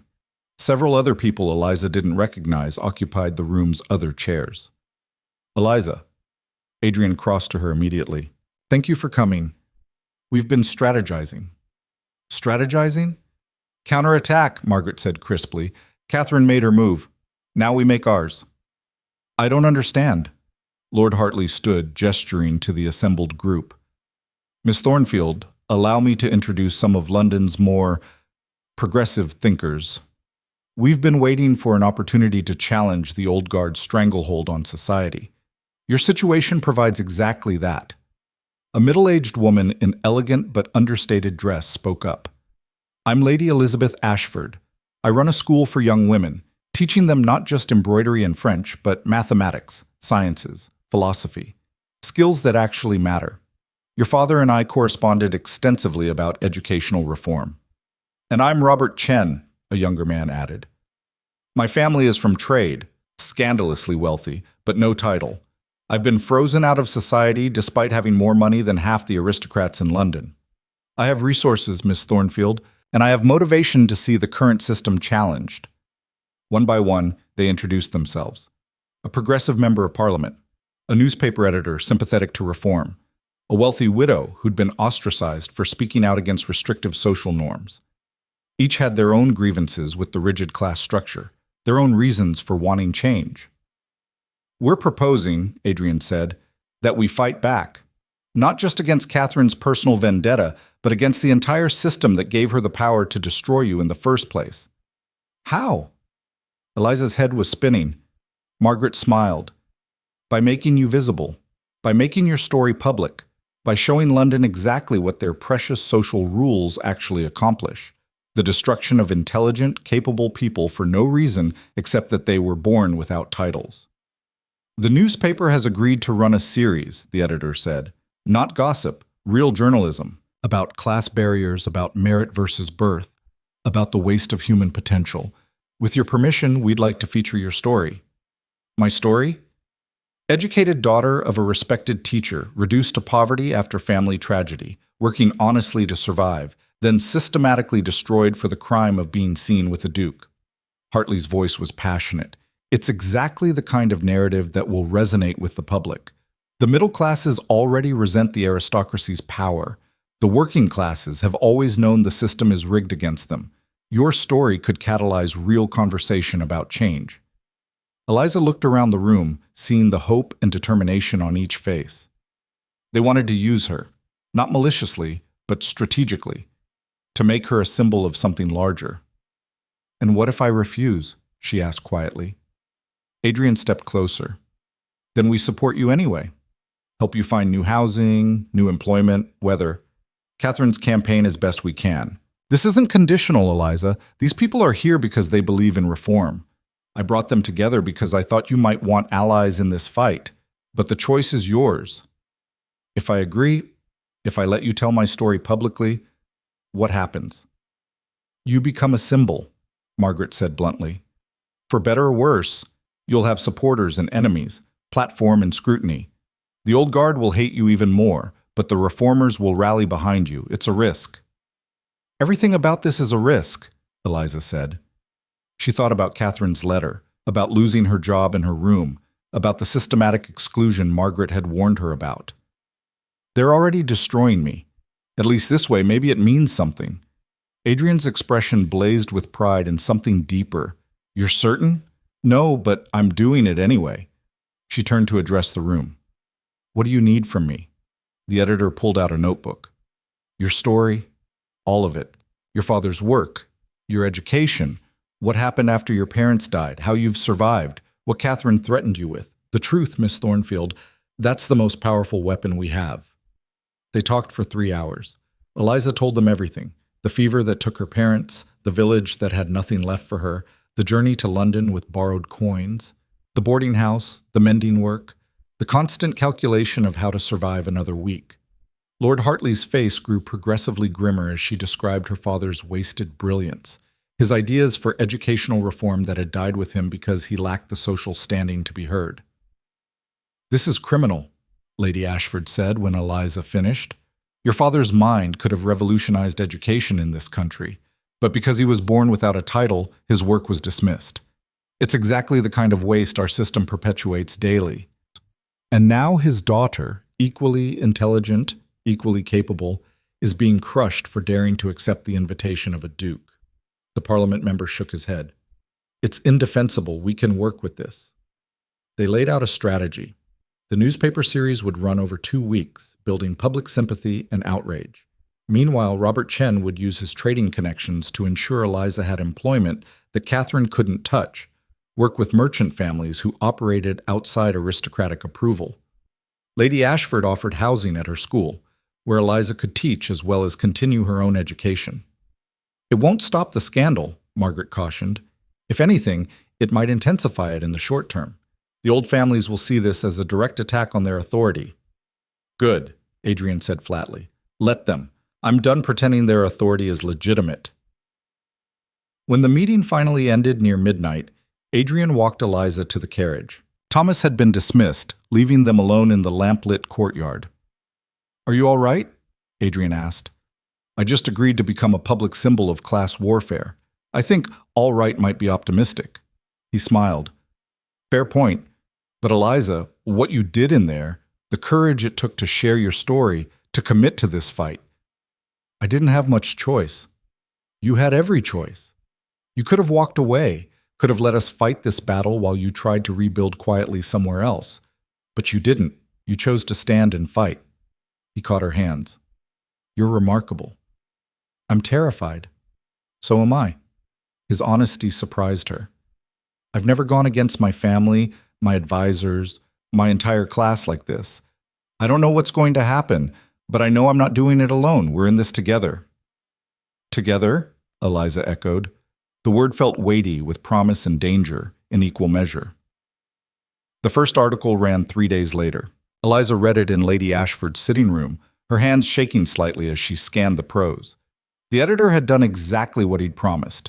Not sensational gossip, but thoughtful journalism. Her father's work was described in detail, his correspondence with Lord Hartley quoted extensively. The waste of his talent due to class barriers was made explicit and devastating. Then came Eliza's story, told with just enough personal detail to make her real, human, relatable. The hardship of survival, the systematic destruction of her livelihood for the crime of accepting a duke's invitation to walk in a public park. The response was immediate and explosive. By evening, the newspaper had received hundreds of letters, some supportive, some outraged, all passionate. Coffeehouses across London buzzed with debate. The middle classes, already resentful of aristocratic privilege, seized on the story as proof of everything they'd always believed about the nobility's cruelty and waste. The aristocracy, predictably, reacted with fury. Adrian's family summoned him to a formal meeting. He went, taking Margaret as backup, and returned 3 hours later looking exhausted but unbowed. "They want me to denounce the articles," he told Eliza and their assembled allies. "Publicly distance myself from you, make a statement condemning the slander against our social order." "And?" Margaret prompted. "And I told them no. Told them I stand by every word in those articles. Told them that if they want to strip me of my position, my inheritance, my title, let them try. I'll fight them in court and in the press." Lord Hartley let out a low whistle. "You're serious about this?" "Deadly serious," Adrian's gaze found Eliza's. "I'm done being the dutiful duke, done sacrificing everything real for empty tradition. If they want war, they'll get it." The second article ran 4 days later, featuring interviews with Lady Ashford about educational inequality, with Robert Chen about economic barriers faced by talented people from trade families, with the Parliament member about proposed reforms. London erupted. The old families called emergency meetings. Catherine Wentworth hosted a salon specifically to denounce the propaganda and rally opposition. But she was losing ground. Every day, more voices joined the debate. More people questioned why birth should matter more than merit. On the 8th day after the first article, something unexpected happened. A delegation arrived at Lady Ashford's school requesting to speak with Eliza. Not aristocrats, merchants, professionals, middle-class families who'd read the articles and wanted to meet the woman at the center of it all. "You've given us hope," a shopkeeper said. "Hope that maybe the system can actually change, that our children might have opportunities based on what they can do, not what they were born into." "You're brave," a teacher added, "standing up to them like this. It matters, more than you know." They brought offerings, small tokens of support, offers of employment, invitations to speak at gatherings. Nothing that would solve all of Eliza's problems, but something more valuable: community. People who saw her not as a scandal or a symbol, but as a person fighting for something that mattered to them too. That evening, as Eliza sat in Lady Ashford's library processing the day's surreal events, Margaret found her. "You're changing things," Margaret said without preamble. "London hasn't had a real conversation about class and merit in decades. You forced it into the open." "I'm just trying to survive." "You're doing more than surviving. You're fighting, and you're winning." Margaret sat beside her. "The old families are scared, Eliza. They're realizing that their power isn't as absolute as they thought, that public opinion matters, that they can't simply destroy someone anymore without facing consequences." "Catherine will never accept this." "No, she won't. But Catherine is increasingly isolated. Even her allies are pulling back, realizing that associating with her vindictive campaign makes them look petty and cruel." Margaret smiled. "You've turned the tables on her. She tried to destroy you, and instead you've built something she can never touch, genuine support from real people. It's not over." "No. But the outcome is no longer certain, and that's a victory in itself." 2 weeks after the first article, Lord Hartley hosted a public lecture on educational reform at his estate. He'd invited scholars, journalists, members of parliament, and, provocatively, representatives from trade guilds and merchant families. The old aristocratic order and the rising middle class in one room, forced to engage in actual dialogue. Adrian escorted Eliza to the event, their arrival together no longer a scandal, but a statement. As they entered Hartley's magnificent library, Eliza felt the weight of stares. But something had shifted. Not acceptance, not yet, but acknowledgement. Recognition that she was a force to be reckoned with, not simply dismissed. Lord Hartley opened the evening with a speech about James Thornfield's work, about the ideas that had died with him, about the need for systemic change. Then he invited Eliza to speak. She stood before a room full of powerful people, lords and ladies, wealthy merchants, influential journalists, and felt the terror of visibility. But beneath it something stronger, purpose. "My father believed," she said, her voice steady despite the trembling in her hands, "that every person deserves the chance to develop their full potential, that talent and character matter more than birthright. He devoted his life to that belief, and it accomplished nothing because he lacked the social standing to be heard." She paused, letting the words sink in. "I'm here because a duke looked past my circumstances and saw a person worth knowing, because he chose to value honesty over appropriateness, substance over status. And for that choice, we've both been condemned by people who believe that maintaining their power is more important than recognizing human worth." The room was absolutely silent. But something interesting has happened. The more they've tried to destroy us, the more people have rallied to question why they have that power in the first place. The more they've insisted on their right to dictate who matters and who doesn't, the more others have demanded to know. By what right? By what measure? By what justice? Eliza's voice grew stronger.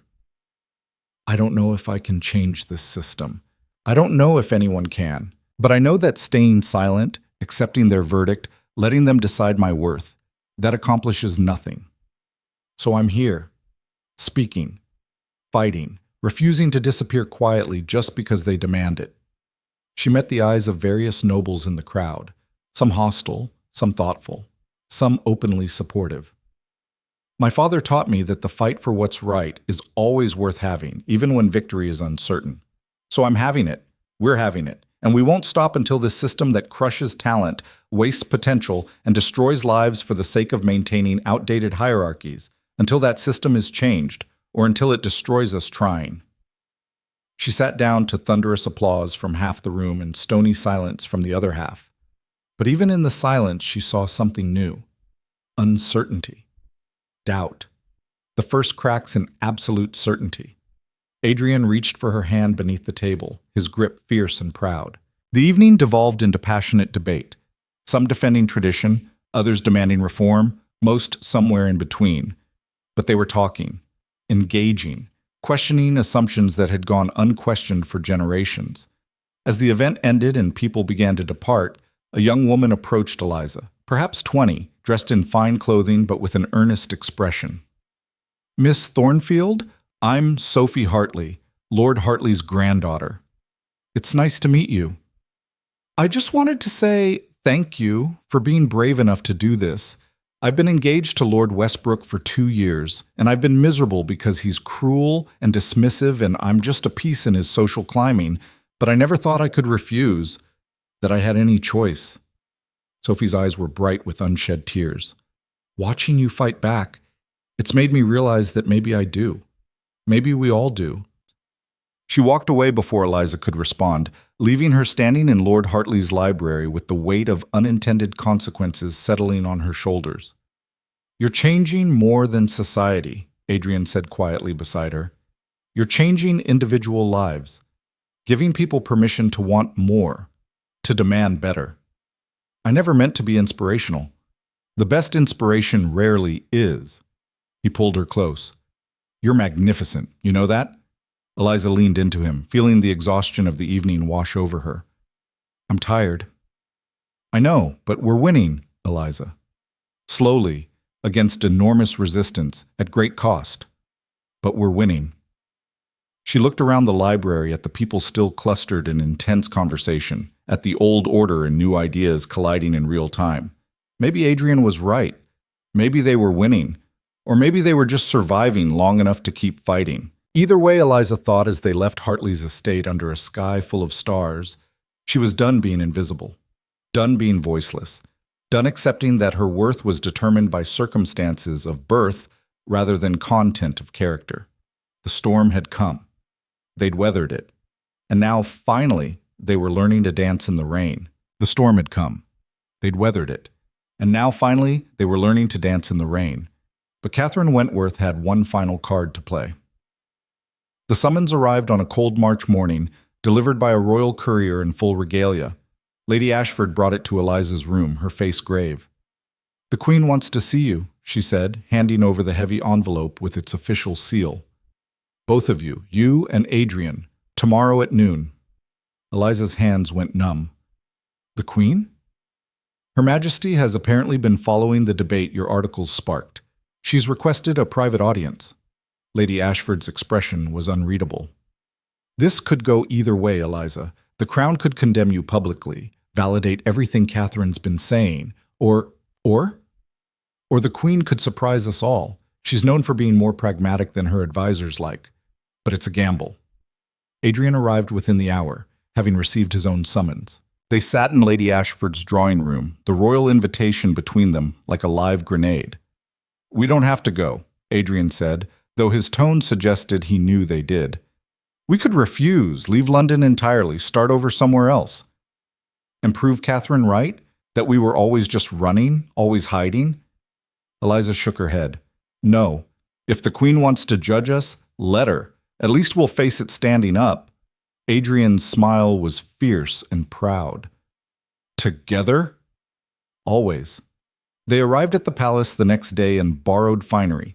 Lady Ashford had insisted on proper attire, and Margaret had supplied a dress that made Eliza look like she belonged in marble halls. Adrian wore his formal ducal regalia, the weight of his title visible in every thread. The throne room was smaller than Eliza expected, more intimate. The Queen sat not on her throne, but in a chair near the window, light streaming over her silvering hair. She was perhaps 50, with sharp eyes and a face that suggested she'd seen through more deceptions than most people could imagine. "Your Majesty," Adrian said, bowing deeply. Eliza curtsied, her heart hammering. "Ashmont, Miss Thornfield." The Queen's voice was cultured but direct. "Sit. I dislike craning my neck." They sat. The Queen studied them in silence for a long moment. "You've caused quite the uproar," she said finally. "My advisors have been in a state of constant panic for weeks. Half want me to condemn you publicly, restore order. The other half are terrified of making you martyrs and inflaming the merchant classes further." "Your Majesty," Adrian began. "I'm not finished." The Queen's tone was mild but absolute. "I've read the articles. All of them. I've also had my people investigate Miss Thornfield's background independently. James Thornfield. I remember him. He wrote to me once, years ago, with a proposal for educational reform. Brilliant work. My advisors dismissed it because he was nobody. I regret that now." Eliza's throat tightened. "Your Majesty, your father was right about most things, Miss Thornfield. The system we have is wasteful. It elevates mediocrity while crushing talent. I've known this for years. I've been unable to change it because the old families resist any alteration to their power." The Queen leaned forward. "But you've done what I couldn't. You've made the public demand change. You've forced a conversation that needed to happen decades ago. I never intended. Intent matters less than result. You've shaken the foundations of our social order. Whether that's beneficial or catastrophic remains to be seen." The Queen turned to Adrian.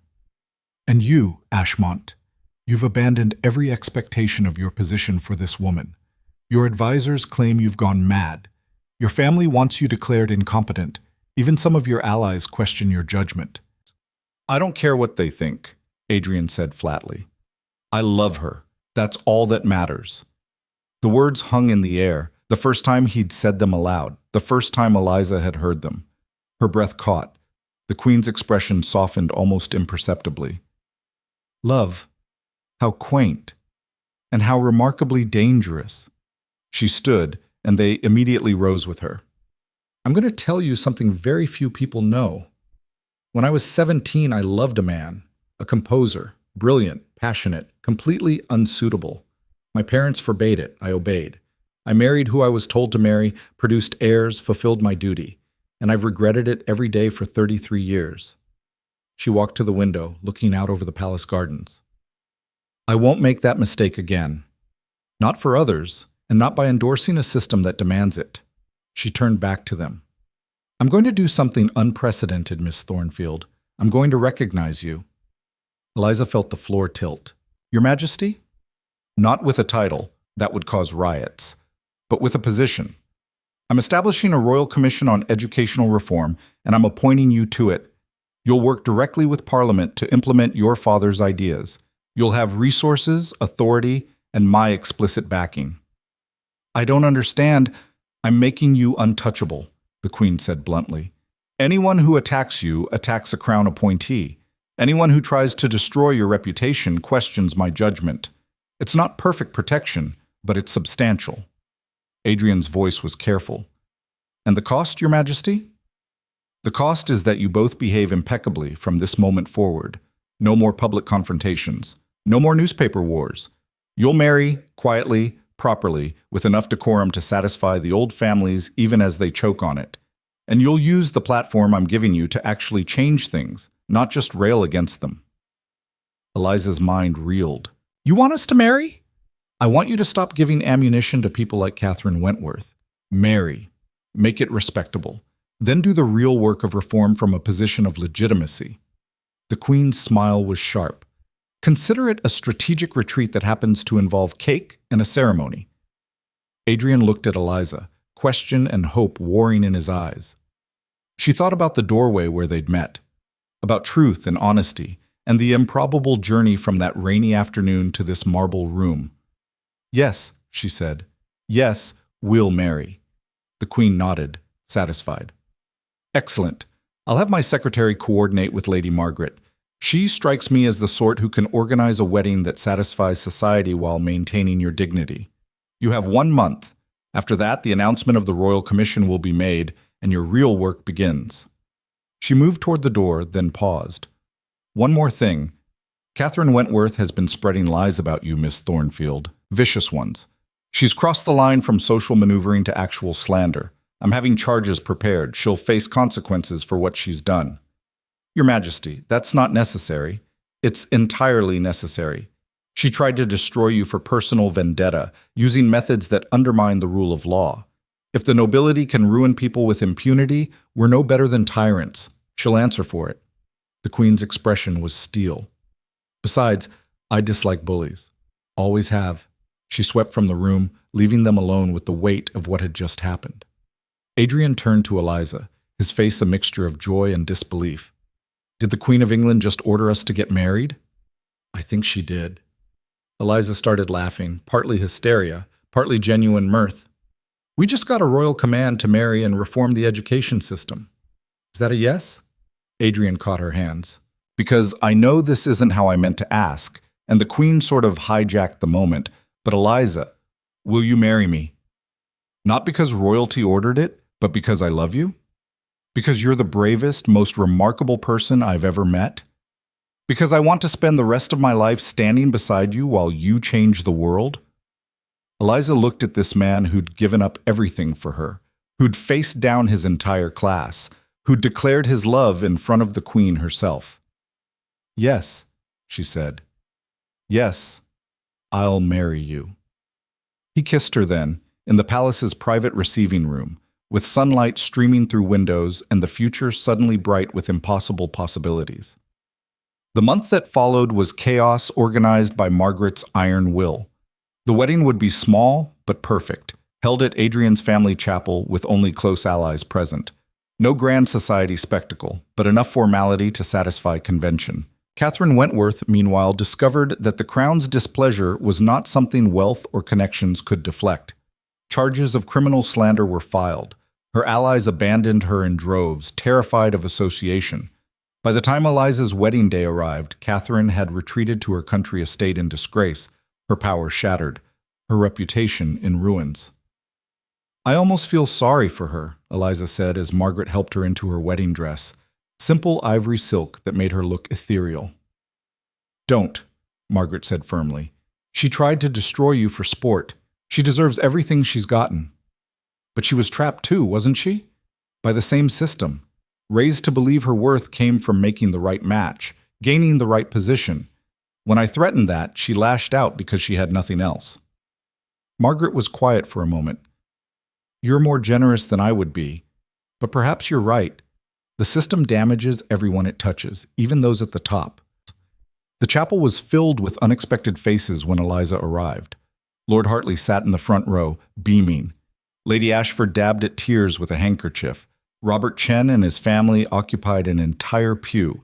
The first time merchant class had been invited to a ducal wedding in living memory. Sophie Hartley sat beside her grandfather, having broken her engagement to Lord Westbrook the week prior. And there, at the altar, stood Adrian. He looked at Eliza like she was the only person in the world, like everything that had brought them to this moment had been worth every struggle. The ceremony was brief, the words ancient and binding. When Adrian slipped the ring onto her finger, Eliza felt the weight of it, not just metal, but commitment, partnership, a promise that they would face whatever came next together. I love you, Adrian whispered as they were pronounced married. My remarkable, impossible wife. I love you too, Eliza said. My stubborn, wonderful husband. The reception was held at Blackwell House, transformed by Margaret's efforts into something that bridged two worlds, elegant enough for nobility, warm enough for the teachers and merchants and reformers who'd become Eliza's allies. Servants mingled with guests. Conversations crossed class lines. For one evening, the barriers seemed almost permeable. Lord Hartley raised a toast. To the Duke and Duchess of Ashmont.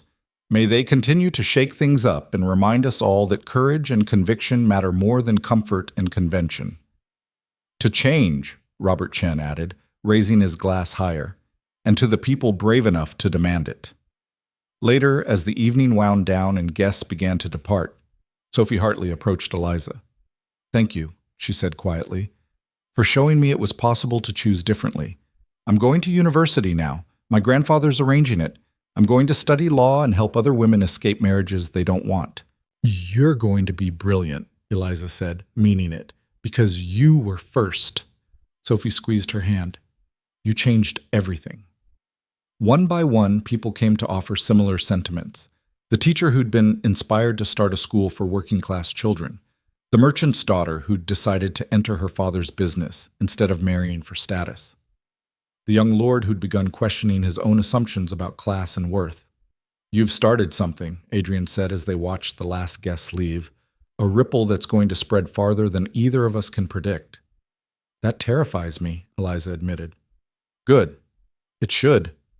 Change is terrifying, but it's also necessary. He pulled her close. And we'll navigate it together. The Royal Commission was announced a week later. The newspapers exploded with debate, some praising the Queen's progressive thinking, others condemning it as the end of civilization. But the commission had royal backing, and that made it unchallengeable. Eliza threw herself into the work with fierce determination. Her father's proposals for educational reform became the foundation.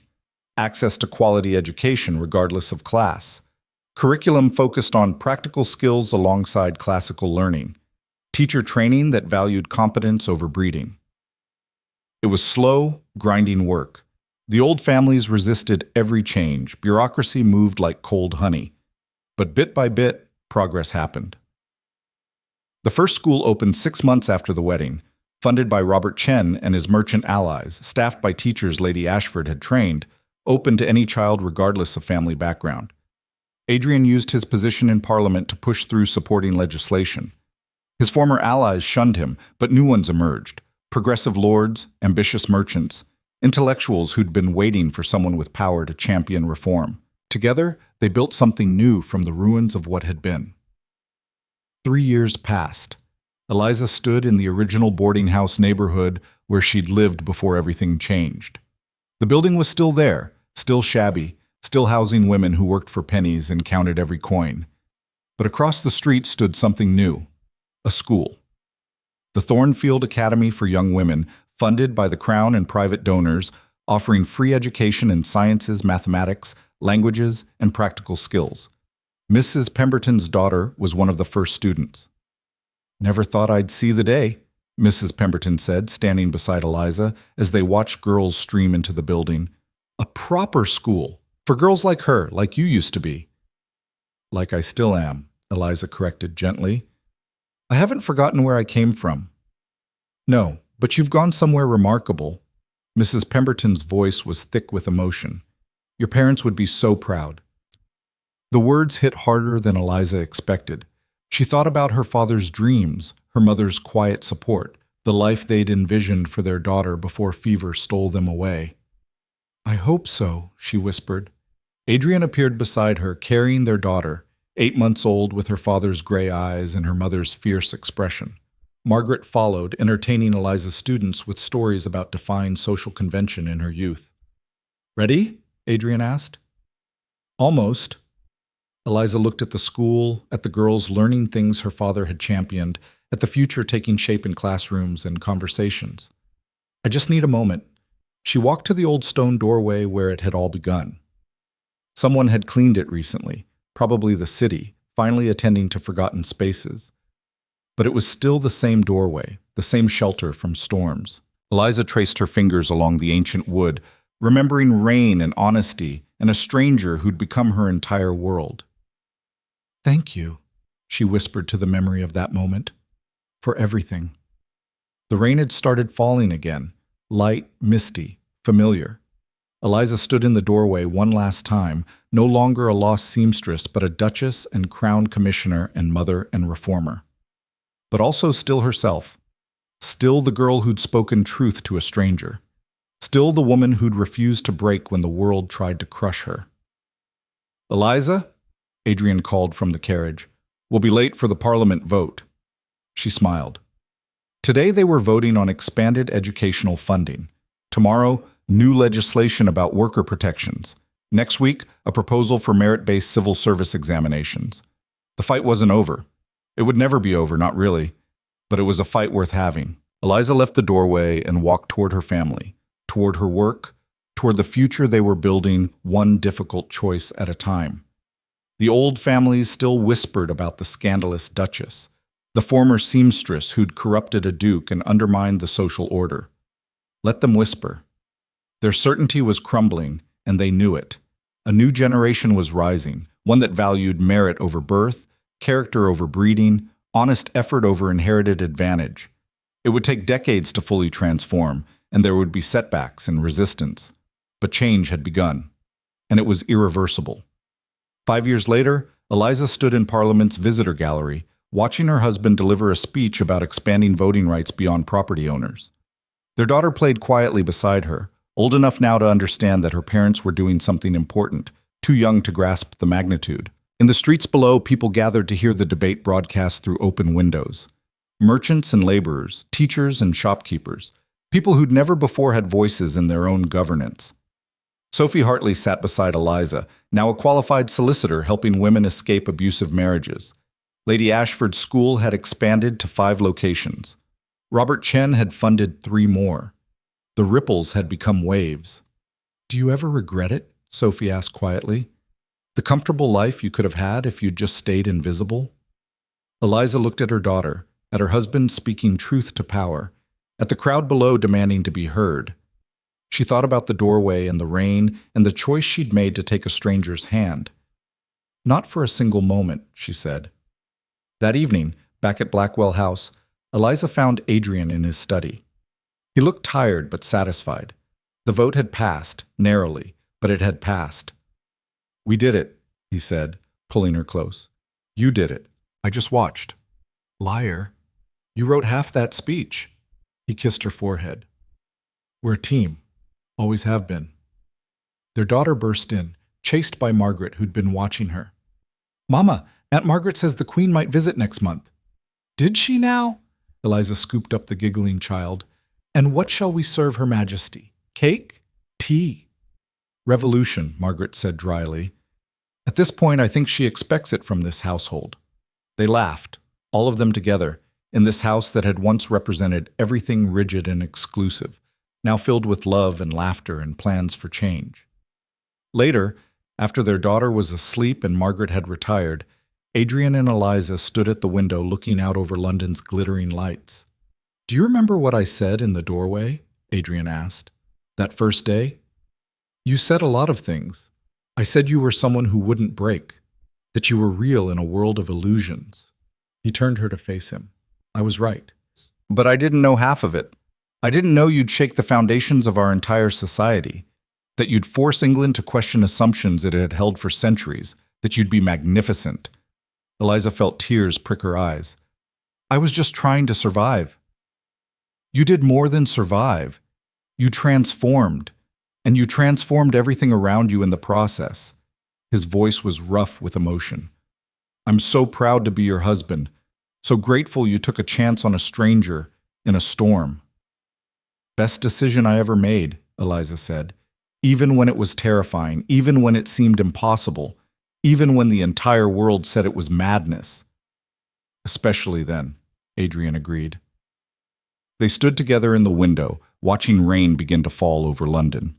The same rain that had brought them together, that had sheltered their first honest conversation, that had witnessed the beginning of everything. But now they had shelter that rain couldn't touch. Not a doorway, a partnership. Not a hiding place, a foundation strong enough to weather any storm. In the morning, there would be more work, more resistance, more battles to fight and progress to defend. The old guard wouldn't surrender easily, and every victory would be contested. But tonight, in this moment, Eliza allowed herself to simply feel the weight of how far they'd come. From a doorway to a palace, from a seamstress to a duchess, from voiceless to powerful, from invisible to undeniable. And through it all, the same truth that had emerged in that first rainy conversation. Honest love, built on genuine respect and partnership, could survive anything, could change anything, could transform not just 2 lives, but an entire world.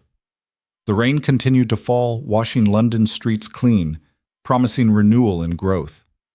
In Blackwell House, a former seamstress and a reformed duke held each other close and dreamed of the future they would build together. A future where birth didn't determine worth, where talent could flourish regardless of circumstance, where two people who'd met by chance in a storm could reshape society itself through sheer stubborn love and relentless courage.